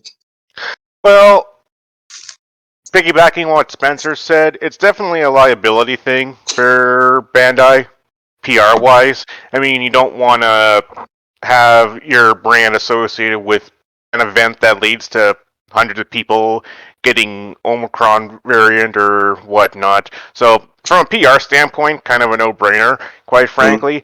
As for the interaction standpoint, quite frankly, I don't know. I almost kind of prefer the more digital aspect to the fact that we're doing everything via webcam. Not so much because I'm antisocial or anything like that.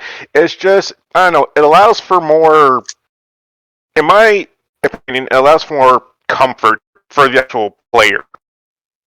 Because I played Yu-Gi-Oh! Competitively for quite a while, and one of my biggest, biggest annoyances was when you're getting close to end a round and a crowd gathers around you and your opponent, and they're all like, you can hear them whispering in the background and whatnot, saying like, "Oh, he's playing this, like he should use this if he use that card, he should play that next and then do that." Like, biggest annoyance I've ever experienced while playing a card game is that. Now, of course, I realize you have, the major streamers will stream matches that they watch, but it's very different if you're just sitting, like, at your desk playing via webcam and you're just zoned in on what you're doing and you have on your Discord, rather than have like a group of 20 people surrounding you and all like watching, whispering when you're acutely aware of it. That's my personal take on it. I just prefer it because it feels like more of a comfort thing, kind of thing to me personally. And plus, you don't need to wear pants since you can't see the bottom half of you, so that's good too. No, I actually do support that take because definitely like at my local. Yeah, no pants. Down with pants. Down with okay, pants. not pants. Down with pants. Not the pants take. I'm not wearing pants right now. I'm naked. Bottom down. Prove it. No. All right. Goofball. But I do understand that take though, because I know, especially at my locals, whenever I'm like, if I'm like the last match and I'm playing against somebody, there's definitely like people that'll like crowd around me and like my opponent, and they'll be like, "Oh, he's playing Agubond or he's playing Jeswan. Why isn't he playing this in his deck? Oh my gosh, that's a terrible matchup. Oh, he should have did this instead of that." Blah blah blah blah blah blah blah. I was like, "Yo, can y'all shut the hell up and let me play?" Like, God. So I do understand that. I do understand that 100%. Yeah, and I get that people want the social aspect for the interaction with other players in, a larger setting and whatnot. But I don't know. My pragmatic nature tells me I think that idea of just the big grand tournaments we used to see with like 1,500 players and whatnot, I don't think they're gonna be a thing anymore. Like, not just this year. Like, I just don't think that even if you said tomorrow that this whole situation with the virus is done, I don't think a lot of people are going to be able to get back into the mindset of going to a place with, 1,500 players at it for 10 hours out of the day. I think that the last 2 years have been such a cultural mindset shift that even if you gave us the option to do it, a vast majority wouldn't. That's what I see. That's what I believe personally. I could be very wrong. I can't speak for everyone else. That's kind of what I envision, sort of thing. Yeah, I think a lot of people share that mentality as well. Like, if I can go attend a national championship in the comfort of my own home, 9 times out of 10, I'm probably choosing to attend it in my own home, just so I don't have to buy a plane ticket, rent out a hotel, find my place at the table with 1,500 other people there. Some of us are antisocial, or some people might have Asperger's or whatever. They don't get along with crowds that well. So I mean, I can kind of see that. And in Discord, you can go in and you can literally just show what's on the screen, like who's playing. You can literally just have it set to webcam only view, and you could have 100 people in there and not know it because all you see is your opponent's hand and your hand. So I think that relieves a lot of the pressure off the players too. Yeah. And I could foresee happening, if I don't know how feasible it is, but there's one thing I would bet money on predicting, is I would almost imagine, say, a hybrid type setup where you have your 500 plus person tournament, but people in advance, registered saying, I will attend this tournament via Discord or I will attend in person, and then Bandai somehow blends that together. I have no idea how that would work or what that would look like. It's just like a food for thought kind of thing. Yeah, I agree. I think the biggest thing for people like wanting to get back into that physical social aspect is not really going and playing against someone physically, but everything else that revolves that doesn't involve you being at that table in front of another person. So like meeting new people, making new friends, going out to lunch with your bros that have come there to support you. Right. Getting hype. Like you entered one tournament, and I didn't realize that my mic was on, and I jumped in to watch you play, and I was like, "Let's go, Isaiah!" And then you heard me, and I was like, "Oh shit!" And I had to mute myself to keep it professional. But, like if you're at an event, like you can go crazy if you're at someone else's table within reason. Right. I mean, you can't like shake them or whatever, but like you can get a more hype than you could through a webcam tournament. So I think everything that doesn't involve you sitting down at that table is what people are wanting. Right. Mm-hmm. I would agree. Plus, let's keep in mind, too, at these big tournaments, you have, like, vendors that are selling stuff and maybe meet some artists and whatnot, depending on who's hosting the tournament. There's a lot that's happening around the card playing itself that people miss. And I think that's what people want more than anything. Not so much the playing with the opponent aspect. They want the community aspect of seeing all these different players from all these different areas coming together and whatnot. Exactly. And that's the thing I feel like is probably going to be missed out on these webcam events. But also, no. Yes. And now, since we've talked about all this, I do want to talk about the fiasco about getting these tickets for nationals. Now, for the U.S., the Nationals is being hosted by TAC USA, I believe. Yep. And what they did was whenever they opened up the option to buy the ticket, essentially you had to pay $30, and after that, you just got a ticket, and that was it. So you want to know what these crazy hooligan scalpers and these undeserving fucking assholes did? They bought tickets. And so whenever I tried to sign up to get something, I had to be put on the wait list. And I was like, I should be put on the wait list. Mm-hmm. Because one, I have my invite. So I should just be able to kind of walk up through the front line and be like, hey, here's my invite. Here's my invite. Here's my ticket. Give me. Right. But no. And so, and when I saw this on Facebook and all that, I was like, I figured that Bandai was gonna say something about this, but I was also kind of scared because and for those that have been watching the channel for a while, y'all know my basically my crusade of getting my invite, and I had to play in 4 or 5 different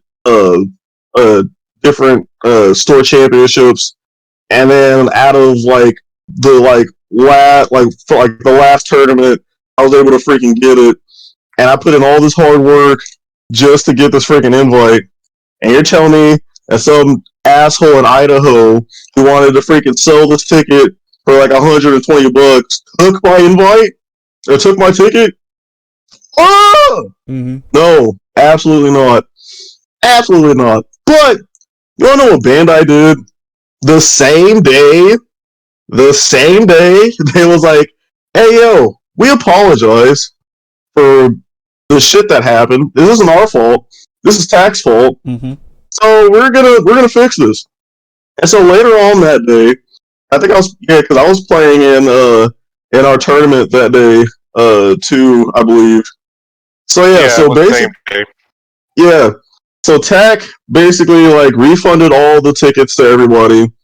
Then they made it to where you had to put in your BCC ID number, which is what they should have did originally, mm-hmm. and then you're able to get your ticket that way. And yes, and also thank you, Spencer, again for purchasing my ticket, because now your boy is going to nationals. Yes. Yeah.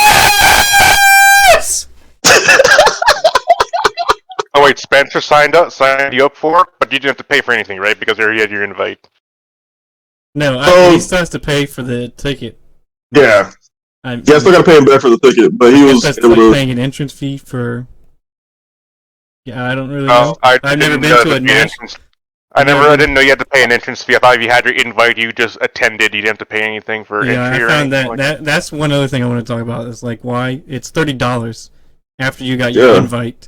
You have to pay $30, which kind of like blew my mind that you have to pay $30 just to attend an online tournament that you already had your invite for, that you already paid money for those sanctioned events to get your invite for.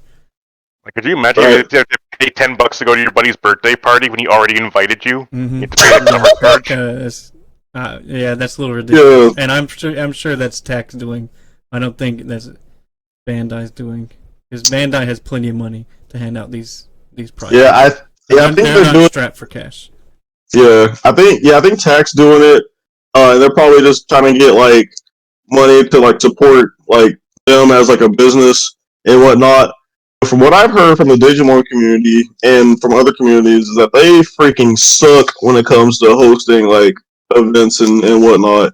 So I'm actually surprised that Bandai didn't have Core TCG host this event. Because and also you bring up another point with like paying. So for those that don't remember, back in October we had this Pulsemon event in which, from what we thought, was basically you're able to participate if you signed up. You're able to participate in these like webcam test lobbies, and then you got a Pulsemon for free for participating. And if you won 3 matches, you get another Pulsemon. So we all thought that we got 2 Pulsemons for free. And I was like, yes, sign me up. But what ended up happening was that we basically had to pay Core TCG to ship those products out to us. So essentially, it wasn't for free. Mm-hmm. It low-key was kind of a discount because I only had to pay $10 for like 2 Pulsemons. And that's like, I think they're both like $60. Well, together, I think it's like $30 each, but maybe 60 for 2. So that's kind of a steal. Yeah, $28.50. Mm-hmm.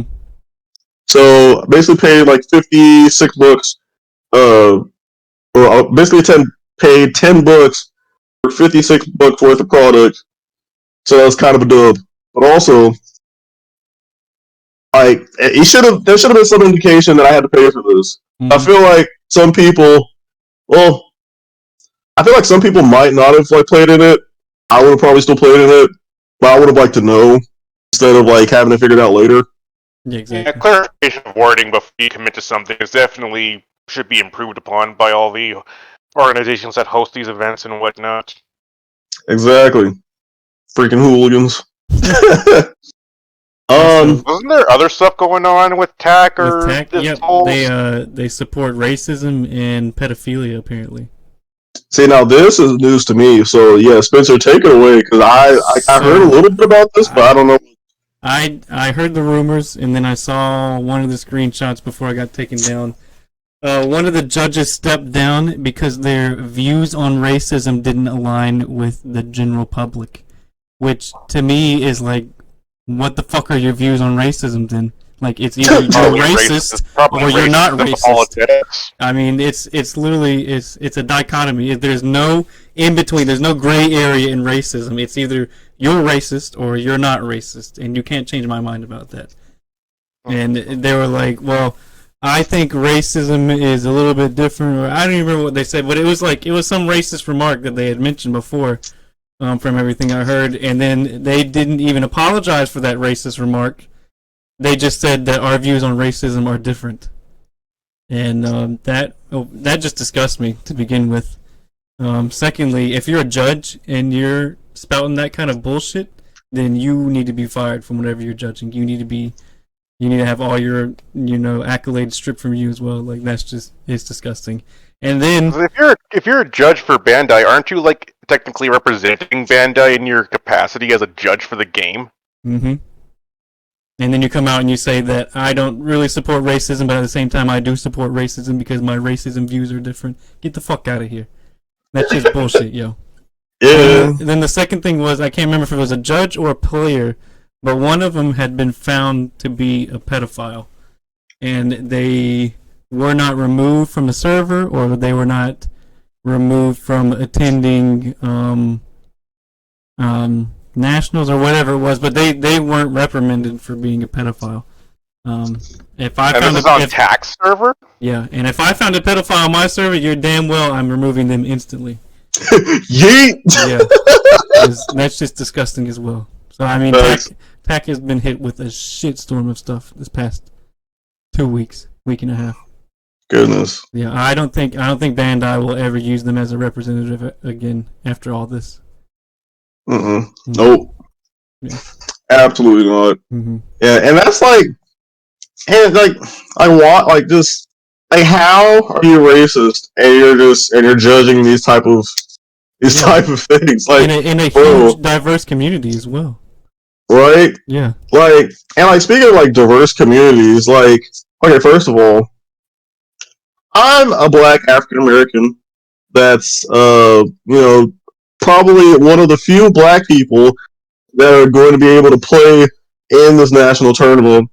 So I'm not only representing like myself, but I'm representing a lot of people and a lot of diversity. And a lot of smaller black kids that were similar like me growing up were probably very nerdy and were probably discriminated in more ways than one. And like seeing like somebody, and I couldn't imagine playing in nationals and having a racist judge and like screwing me over with like some of my plays only because like he's black. Like, bitch. Yeah. It's just disgusting to see. Like, one of our rules in the server, I literally put in there that one of our rules is to celebrate diversity, and I said if you can't celebrate diversity in the server, then you need to remove yourself. I think that's the nicer way of how I put it when I kicked those two. I think I told them to get the fuck out if they can't celebrate diversity. Well, you were pretty drunk at the time, so. It's not even that. It's like, I think, now this is just a rumor, but I think there was another homophobic judge in TAC as well. But I don't know how solid that one was. So they have a racist, a pedophile, and a homophobe. It's like the friggin' discrimination royal flush. Yeah, it's the trifecta of hate is what it was. Yeah. Jesus Christ. It was just disgusting. I don't think I want to associate myself with TAC ever. I mean, they know they're hosting nationals, so like, we kind of have to. But other than that, I doubt Bandai is gonna ever use them again. If I was Bandai, I would never use them ever again. With the whole debacle and then the second debacle right after that, not even days later. Yeah. Let's talk about something more fun. Let's talk about Digital Hazard. Yes. Before we get to that, I do want to talk about like a little bit for those that are kind of I know there's some people that don't know what product is out next. So Bandai tweeted this out, and now it says in North America the Classic Collection is supposed to be out on the 7th, but we all know that's a lie. It's going to come out on the 21st. So on the 21st is the Classic Collection, that's going to be coming out. And then supposedly, on February 18th, also 3 days before my birthday, just in case, or 3 days after my birthday, just in case if people in the comments want to buy me a birthday gift or something. BT7 comes out, even though, like what Nigel was saying, most likely it's going to come out 2 weeks after that. So it'll probably be in like March? March 3rd, 5th. Yeah, something like that. Just playing. I'm calling now on video. Early March, we'll see BT7. I hope I am wrong. I really do. Yes, and BT7 is going to be an awesome set. Maybe not. Okay, low key not as awesome as probably BT8 in my opinion, only because I'm a big nerd for Flame Dramon and Ray Dramon and Magnamon and also Blackwood Raymon, but still, this set is going to be a banger because this is the hybrid set. And you know what we get? We get Susanomon, that is a white level 7 that can be put in any deck. And we also get, what is the other secret rare? We get Lusamon I think it's fall down mode or fallen, something like that. So yeah, that's gonna be impacting the meta a bit. We also get the Trubimon. And Black and Green finally get their Tamer cards. Tamer Digimon that can turn into. Oh my gosh, yes. And you want to know what also another thing that we get? X antibody. That you want to know what else we get? More Eosmon. Yes. You want to know what else we get? Okay, just say it, Zay. We get Widowmon, baby. Boo! Boo! Hello. That deck profile is going to be a banger whenever I make it. That's going to be the first green hand destruction deck that I make, and I am so excited. So excited. See how the deck ratios are going to be with BT7 since it's Tamers to Digimon. I'm curious to see like how many Tamers there's going to be to Digimon in decks for BT7 format. Is this the same set that we get Ligmamon in? No. And it's not Ligmamon. Say its name right. Say it. Thank you. Gosh. And no, that's BT8. Oh, rip. Oh, but also 50 card Ligmamon deck. Oh my god. I'm gonna flip out. But another thing that we get in BT7, kind of on a competitive standpoint, is we also get some of the new yellow hybrids. That's going to be sweeping the meta like crazy, because we have Jet Sylphimon, which is a level 5 that you could Digivolve on top of a level 4 hybrid, and if one of the sources happens to be a hybrid, you get to recover one. And technically you only have to pay like 1 memory to do that, so that's busted. I'm going to be using that in my Shine Greymon deck. Hopefully that doesn't get limited or banned. That was another card I wanted to mention that might be a banned card. Because a level 5, you basically Digivolve for 1 and recover, is busted. Very busted. But anywho, enough about that. Let's take a look at some awesome cards in EX02. Yes. And like I promised in the last podcast, we would take a full deep dive about this whenever Bandai released all the cards for it. And guess what they did? They released all the cards. It's about to be a 2.5 hour long podcast. Oh, it's about to be a long. It's our 20th episode special. That's what it is. Yes, and if you got this far, like the video, subscribe if you haven't, and also leave a comment about how much you're enjoying the podcast or how much you like some of these cards and whatnot. Send us all of your Digimon Rule 34 to casttcg@gmail.com. No! No, absolutely. We're gonna get a lot of Renamon fan art. Oh my gosh. No, we're gonna Fuel Star art. That's what's gonna happen. Eosmon Rule 34. If you have it, send it my way. Ew! No! Well, I needed something new to talk to my therapist about anyway. Oh my gosh. Or you can send us Mother D Reaper Rule 34 fan art as well. Ew! And it's a tentacle monster too! Oh my gosh, what's happening? We previewed that one though. We did preview that. Mm-hmm. But yeah, that deck is going to be busted, by the way. Yes. It's already making huge waves in Japan. I can't play it so fucking bad. And in May, I will get my hands on it. Even if I can't beat them. Same here. So yeah, let's look at some of the cards. We're probably not going to talk about all the cards, just for time. But that Gallimon looks so dope. Mm-hmm. And its effect is busted. This Gallimon really amps up the entire Guillemon gameplay style, because the Guillemon line is all about deleted Digimon with X amount of DP, but this Gallimon increases that threshold by 2,000. So exactly. if you look at even like Gallimon from the starter deck, his effect was for I believe either 4,000 or 5,000. DP Digimon, he would delete it, and then if he didn't, he gained an extra 3,000. Well, now Right. you have him out, it goes up another 2,000 for the threshold. So that's a huge swath of Digimon that he can just instantly delete like that. You can delete Yes. 8,000 DP Digimon instantly whenever you attack. Yes, you want to know what deck? You know what card is going to be busted in that deck? Atomic Blaster. Oh, hell yeah. Because now it goes from 8 to 10,000. Yes, I can kill anything 10,000 or less, and I can kill multiple Digimon. Busted. Megidramon is actually not that bad. So it's also treated as a Chaos Gallimon. And I know one of my friends was asking me about this, and I wanted to hear from you guys. Would this also technically be considered a Gallimon too? Depends how the effect relating to that card reads. If it says a card with Gallimon in its name, then yes. If it says Gallimon, It said just with any DP based deletion effects. So I think this would we were affect, talking about Gallimon line, it's closest to everything.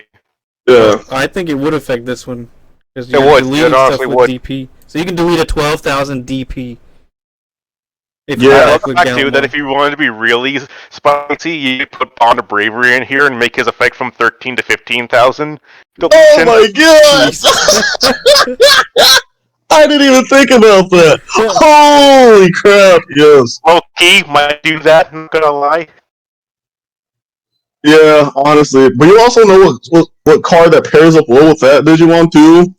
The Tamer, which we'll see later on. But I do want to talk about a couple cards up here. Yellow Terriermon? That's Lopmon. But basically like Purple Terriermon. More brown. Yes, Marine Angemon. Oh, We yes. previewed this one on the last podcast. We did, but I want to talk about it again. Stay tuned for Blue Yellow Security Control. I said it. I think we all see that coming. That blue yellow is going to be one hell of a security control deck. Oh, it's gonna be spicy. I mean, How about just bounce back cards plus recovery. Like, Yeah, what more do you need? Blue Yellow Overheal. Oh, spicy. Yes, gimme. Also, Flashing some Psychotis breath in there. oh yeah. Kindness Breath is definitely in my deck at least. Yes, another card I want to talk about was Widowmon, and he's a level 4. That's the one next to Marine Angemon is a blue card. Yeah. When he dies, get depression. Get depression. He's a level Gosh, dang 3? No. He's level 4. Yeah, But those right there. But you're able to play this card out for free. Scroll down. I'm looking at the Digi-Evolution cost. So yes. But okay, so while you have a Tamer in play, and it's not color restricted, this becomes a blocker. And then on deletion you gain 2 memory and draw 1 card. Wow. This makes this infinitely better than the past Leomon that we had in the previous the BT1 Leomon. He designed him to die. Basically, yeah. Hey, Bandai stayed true to the anime. Like, make it a blocker, and if it dies, you get stuff. Yes. Okay, we need to talk about this yellow section. Especially Sakuyamon, that card is going to be busted. It just looks fucking good too. Scroll down. Yes. Scroll down. Yes. So when you Digivolve, you unsuspend it, and then for each Tamer you have in play, you have to add back an option card with plug-in from the trash to your hand. And then on your turn, when you use an option card with a cost of 2 or more, one of your Digimon gets minus 3,000 power. Which doesn't seem like a lot. Let's look at its evolution chain. Let's look at the level 5 that goes with it.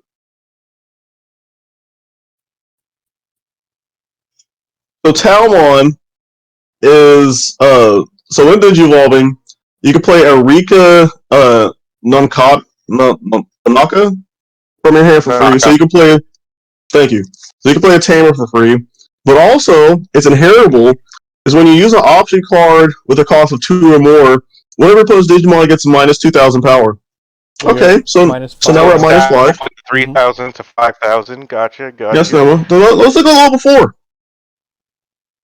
Yeah, that one. Widowmon. Fantastic. So when Digivolving, you reveal the top 3 cards of your deck, and you add an option card with plugin in its name, and then everything else goes to the bottom of the deck. That's nice. Get to search for your plugins. Also, once per turn, use an option card with a cost of 2 or more. Whenever your opponent's Digimon gets -2,000 power for the turn.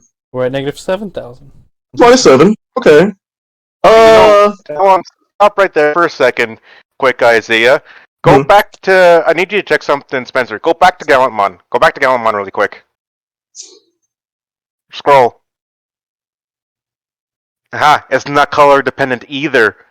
So that. That one is. You have to have a red table. No, his effect is not color dependent. His effect, yes, it's not color dependent, but. Actually, it is. DP deletion. His DP deletion isn't, but the other thing is, yeah. Okay, let's go to level 3. Not that one. Ariamon. That's Lopmon. There we go, Widowmon. So on play, reveal the top 4 cards of your deck. You can add a Cubimon, a Talmon, a Sakuyamon, and Nanaka. Okay, so you can add those 3 Digimon and a Rika Nanaka to your hand. So you can +2 essentially with this. But then also, when you use an option card with 2 or more, you gain a memory. So basically, if you have this whole stack, right, you play an option card for 2, essentially for 1, and you can do -7,000 power to one of your opponent's Digimon. That's busted. That is busted. Is it though? You have to get the whole stack up to really reap the benefits of it, and they're all just once per turn effects. Oh yeah, but keep that thought, because we haven't seen what the plugins are, and the plugins are broken. But here's Lopmon. That's Terriermon! Don't disrespect! I love Terriermon. If you have a green tamer, you gain a memory. Once per turn? Yes, that's lit. And when one of your opponent's Digimon becomes suspended, this Digimon gets +2,000 power. That's lit. Yeah. It would be nice if that was an all-turn effect, though, for the gain of memory. Because, like, if they check something in security, and they're at 0, and you play a tamer, you just go to 1 and pass turn, which is great. But, sadly, we can't wish for everything. Mega Gargomon, love this guy. Just a walking friggin' artillery fortress. Yes. When Digivolving, for each green tamer you have in play, suspend one of your opponent's Digimon, and they can't unsuspend during the unsuspend phase. Fantastic! Unless if they have reboot. But other than that, fantastic. And then, when attacking once per turn, return one of your opponent's suspended Digimon with DP less than or equal to this Digimon back to the hand. I wish it was bottom deck, but I'll take it. That's fantastic. Now another green card that I want to talk about a little bit is this weird level 6 Parasitemon. Parasitemon, yes. At the end of the attack, you may place this Digimon under one of your Digimon as it's its bottom Digivolution. And then that Digimon gets security attack +1. And it gets +2,000 power for the turn. And it's a mega, right? Yeah, it's a level 6. But you know what you could low-key do? You could low-key keep this on the field and then Digi-evolve it to Reflegiumon for 1 memory. And it's a level 6, 13,000 power that swings for 2. And if you Digiburst, beforehand, it turns to a 15k. Swing it for 2. That's dope. So just throwing out ideas for green players, just throwing it out there. Only getting 5 green cards too. Yeah, so what's the level 5 Rapidmon? What does he do?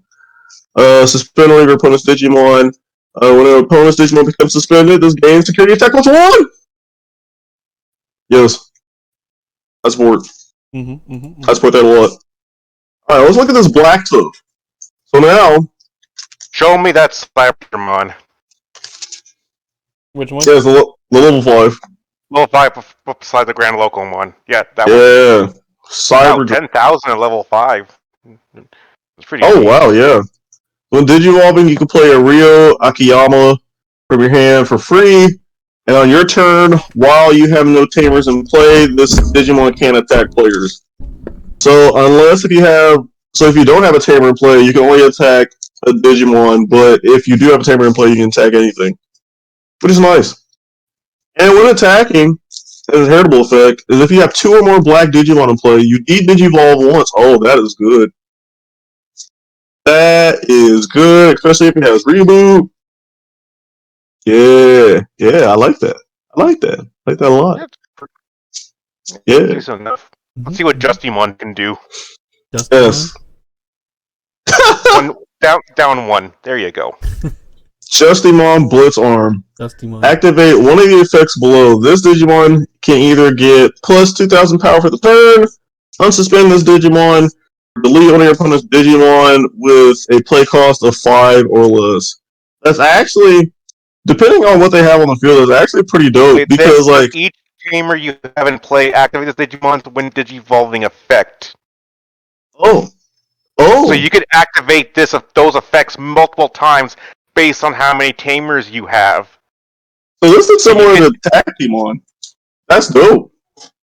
So you can swing once, get plus 2,000, unsuspend, and then delete an opponent's play cost of 5. That's actually pretty nice. I support that.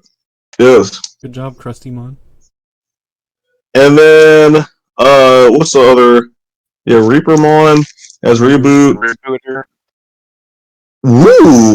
When an opponent's Digimon becomes unsuspended, Digivolve that Digimon, so does this affect unsuspended phase? Yes, it does. Ooh, that's nice. Because whenever the Digimon unsuspends, no matter what mechanism made it unsuspend. That's nice. I like that. And it's not. Wait, is it just once per turn, or is it not once per turn? It's once per turn. Okay. That's nice. Mm-hmm. Yes. Oh yeah, you want to swing at me with Jessmon? Yeah, D, go back down to a savior hook. Yeah, I like that. I like that a lot. Now purple is what a lot of people are getting crazy for because Itmon actually pretty good. Because you can look for a Beelzemon and an I Mako, or I and Mako, which is the tamer that goes along with the Beelzemon set. Mm-hmm. And then it's inheritable that while this Digimon has Beelzemon in his name, it gets plus 3,000.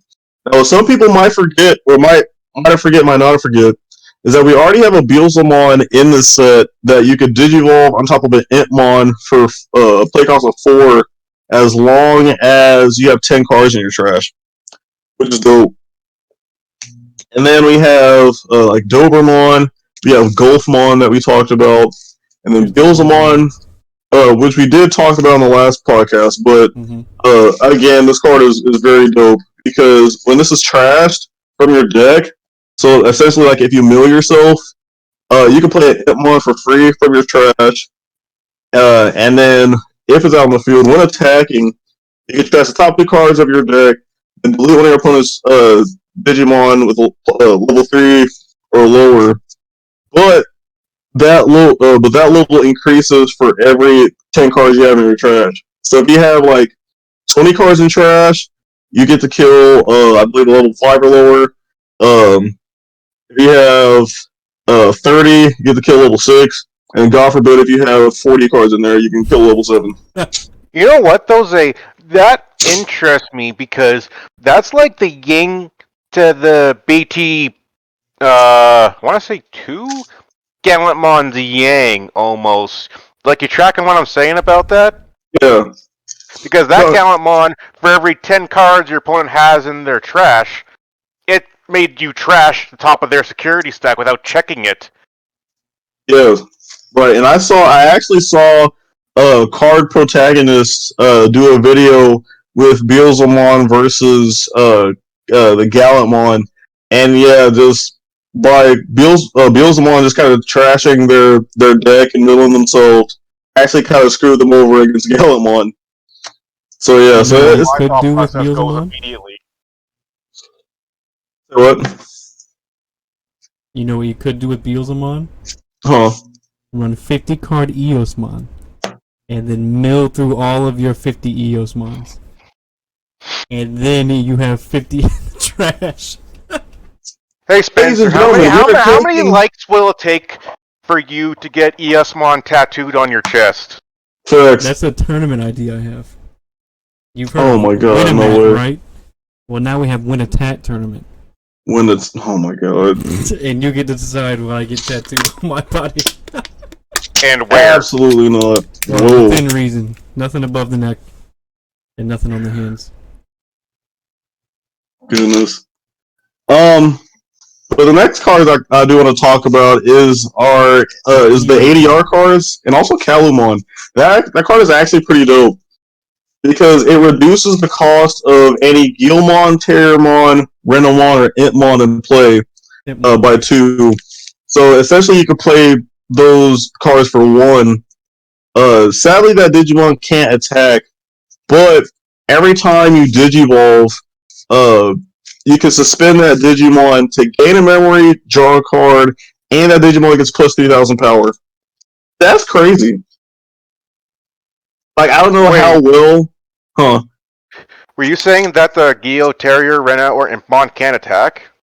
No, the Kalumon can't attack. Oh yeah, no, the Kalumon can't attack, okay. Yeah, Kalumon can't attack. Everything else can, but that one specifically can't.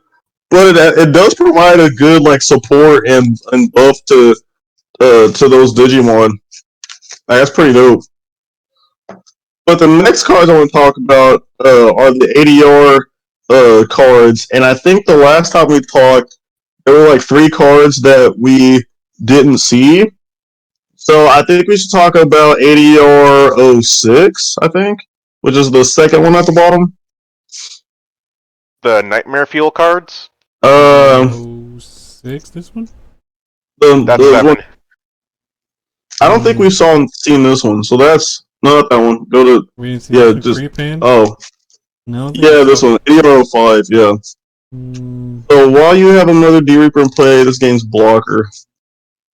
So that's actually it's not bad because it could potentially, like, depending on how many sources Mother D Reaper has, is going to gain 1,000 power. So if you have like 6 on there, it turns into an 11k blocker.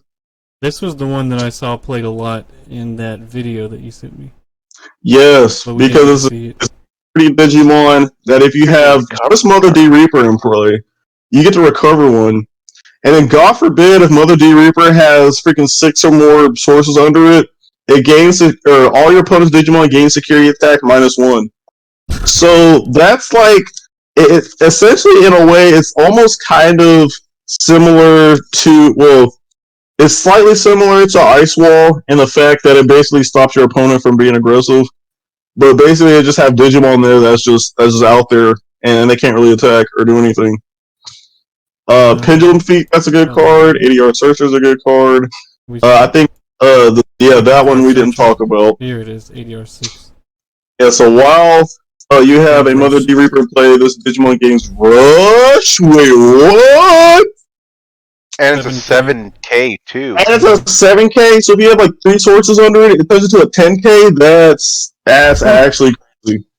So 50 cards. Wow. Deck. Mm-hmm. Oh my gosh, that's insane. Look at this, here you go. Yes, up to 50 cards, even though that can't attack. Well, it can attack. It can attack Digimon, but it can't attack players. My 1k attacks your Digimon. Jesus. Optimizer. I don't know if we saw this one either. Optimizer, that's actually a really good card. Because on play, and also when attacking, once per turn, if you have 5 or more searches under Mother D Reaper, you reveal the top 3 cards of your deck, and then you can play a D Reaper with a play cost of 10 or less for free. That's busted. That is very busted. And you can definitely, and if you want to, you can play that Rush Digimon for free. And then if you're at like the 5 sources, then that dude's like a 12k beater with Rush. Wow. That's insane. Mm-hmm. Now, I think the key cards, though, that are in this set is the Tamers. let's talk about this first tamer. Not that one. Talk about the first one. Otto? Yes, Takato. Yes. When an opponent's Digimon is deleted, you can suspend it to gain a memory. That's dope. Especially with some of the starter deck stuff that we have for Gallantmon.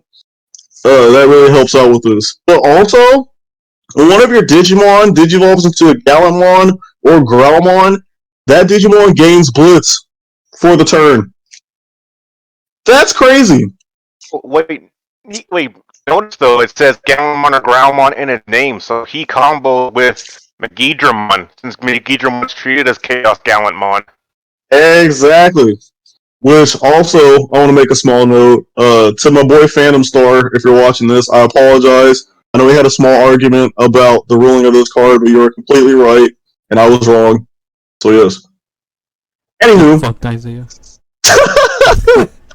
Yes, another card we'll talk about is the blue 2-cost tamer. Is Kenta Kitagawa.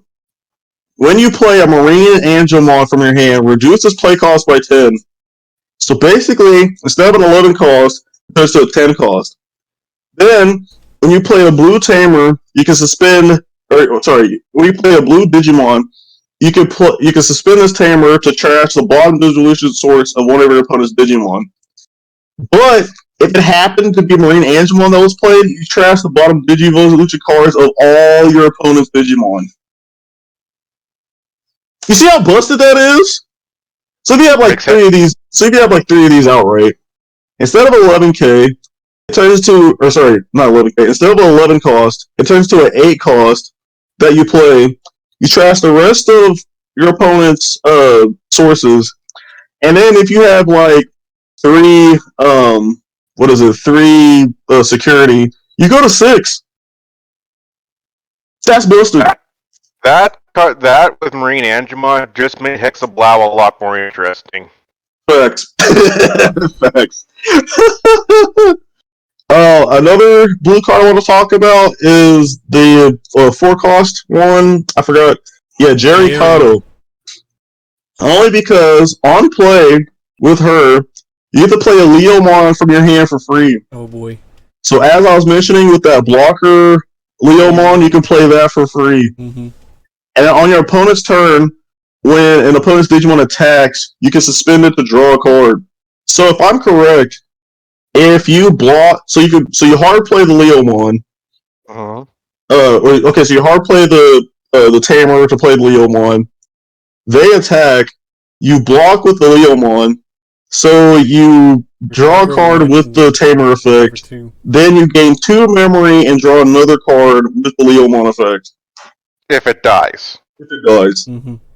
That's crazy. That's a lot of hand advantage. I like it. I support. And then with the Reina, with the yellow card, with the play cost of 4, that one, yeah. Rika, Nonaka. Nonaka.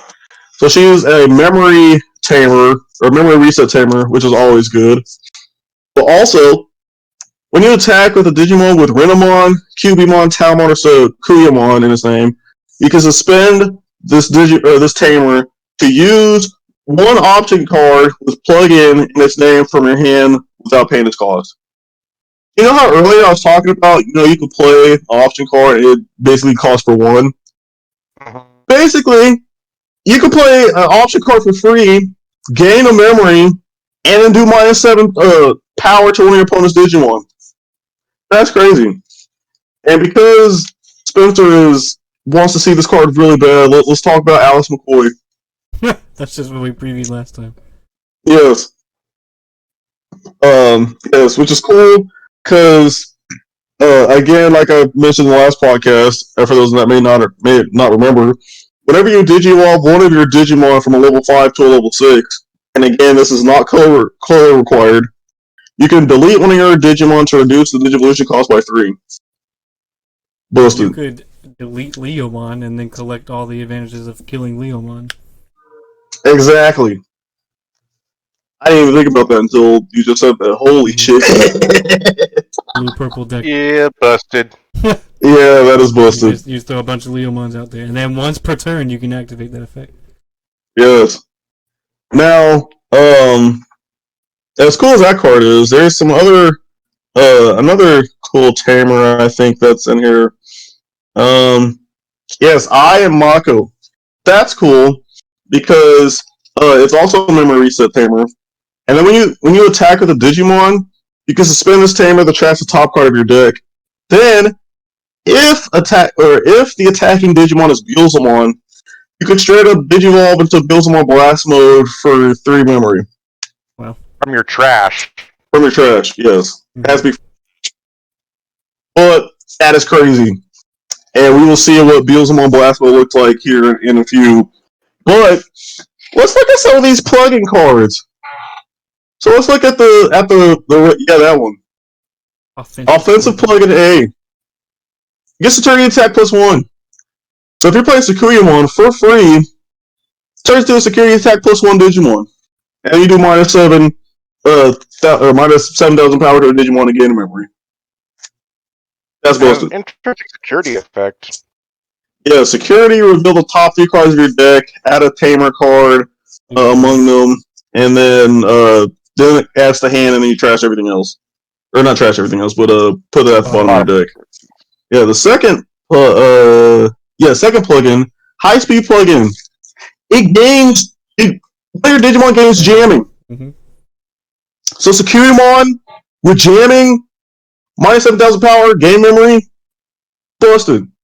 And a security effect because you draw a card. Then add that card to your hand. Busted. God.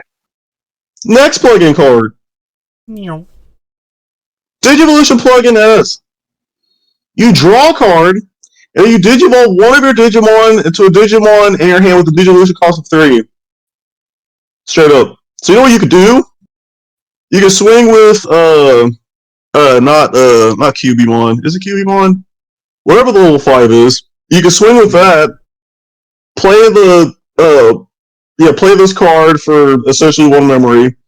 Digivolve into Sakuyamon. And then what was Sakuyamon's effect again? Unsuspend the Digimon? Busted. Yeah, we're getting what you're saying. Yes, security effect, reveal the top 3 cards, add a Digimon card among them from your hand, and everything else goes to the bottom, and then you add that card to your hand. Also pretty dope. Next plugin. The blue card. Hello? Oh, okay, that's not plugin. I think that's all the plugins. But yeah. Busted. I think you still play this card. I think people still play this card in that deck. The blue card, I do want to see that for a second. Yeah, let's see really quick, Spencer. So while you have a tamer play, you may choose this card. You may play this card. What that means is color requirements. Reveal the top 5 card of your deck. You may Digivolve one of your Digimon into a non-white Digimon card among them without paying its memory cost. If you don't, add a Digimon card among them to your... Holy cow. Jesus. What? Remaining cards at the bottom of your deck anyway. You may Holy shit! From your hand without paying its memory cost. Security.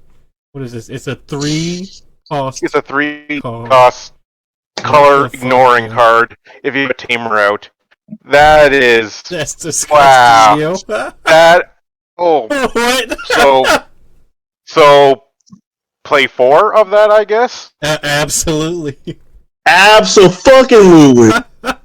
Holy and you know what, too? That turns into a 2 cost in Sakuyamon. Oh my gosh. Even a speculation on it? Oh my gosh. I should have pre-ordered more boxes of this. Oh my gosh. Yeah, I don't have it on TCG Player. There's gonna be no price for it. Oh my god, that card is crazy! Okay, I'm gonna speculate $40. I just want to see what it's selling for in Japan. How do I check the Japanese market? Go to eBay. True. I don't even know if it'll show up on eBay. That is absolutely busted, bro. Oh my god. There's no way that Bandai made that card. $2 to $3. Wow. Seriously? $199 free shipping from Japan. That is insane. Wow. Wait, go back. How much was that for a box that they were selling it for? Oh, that's New Hero. That was BC9. Mm-hmm. Yeah, it's different set. Okay. All right. We're just gonna walk by that one. Okay. Next topic. Let's look at the secret rares. Gallimon Crimson Mode. Oh my gosh, this card is busted. So when Digivolving, delete all your opponent's Digimon with the highest DP, and then trash the top card of your opponent's security, and then you add 1 to the number of cards trashed by this effect for every 10 cards in your opponent's trash. So run this with 50 card Eosmon, and you win game. You got 50 Eosmon in your deck. Oh my god. So this card is designed to go against the Eosmon and purple in general, basically. So basically, if they have 10 cards in your trash, you trash the top 2 cards of your opponent's security and then just swing after that. You want to know what else is busted? If you pair that with the Tamer that goes with this set, this Digimon gains Blitz. Yeah, it does. Now, yes, it is a 6 cost, like a 6 cost level 7 to get into. But essentially, you don't play early. What if you hit the mode off your blue card? Yeah, I was about to say you can just blue card it. You can just blue card. You could blue card it. Hit it off a blue card. You devolve for free.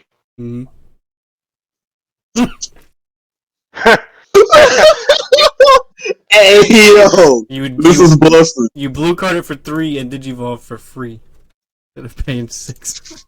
And then do all the shenanigans with his powers. Facts. Oh my gosh. And then we got Beelzemon Blast Mode. Which, so if this card was trashed from your deck, you get to delete one of your opponent's level 4 lower Digimon. Which is pretty nice, essentially in the early game. But also, it has the same effect as Gallimon Crimson Mode, in which you delete all your opponent's Digimon with the highest level. But for every 10 cards in your trash, this Digimon gets security +1. So if it has 20 cards in your trash, security attack +2. So you're breaking 3 shields. 20 cards, security attack plus. Wait. Did the math wrong? I think I did the math wrong. +3. Oh yeah, the security attack +3. To break 4 shields. You know what? As much as Beelzemon is going to be cool, this deck honestly stands no chance against security control. It really doesn't. Yeah, unless if you put the red formula into it. None of these decks stand a chance against my D Reapers. Yeah. Just throwing that out there. And then I can add some blue cards in my D Reaper. Just for shits and giggles. I mean, blue Reapers are white though, so that wouldn't work. And plus, they're not Digimon, right. They're Digitamas. I'll just throw them in there for shits and giggles. Yes. And now, essentially, we looked at all the cards that are in the set, except for the parallel rares. These cards are dope. They do. That Magidramon. Yeah, Leomon looks dope. Magidramon, the one on the left. Also, yeah, Marine Angemon that looks dope. Personally, I don't know how I feel about a lot of the card art. Is just straight screenshots from the actual. They're character rares, all right. They're taking the Pokemon approach. Yes, that's what they're doing. It's exactly what they're doing. Mm-hmm. Kind of dig it. Hey, look, it's Terriermon again, right there. There he is. Look how cute Terriermon is. You just like the baby. Not even going to engage with you on that. Not even engaging with you on it. There's Terriermon tank mode.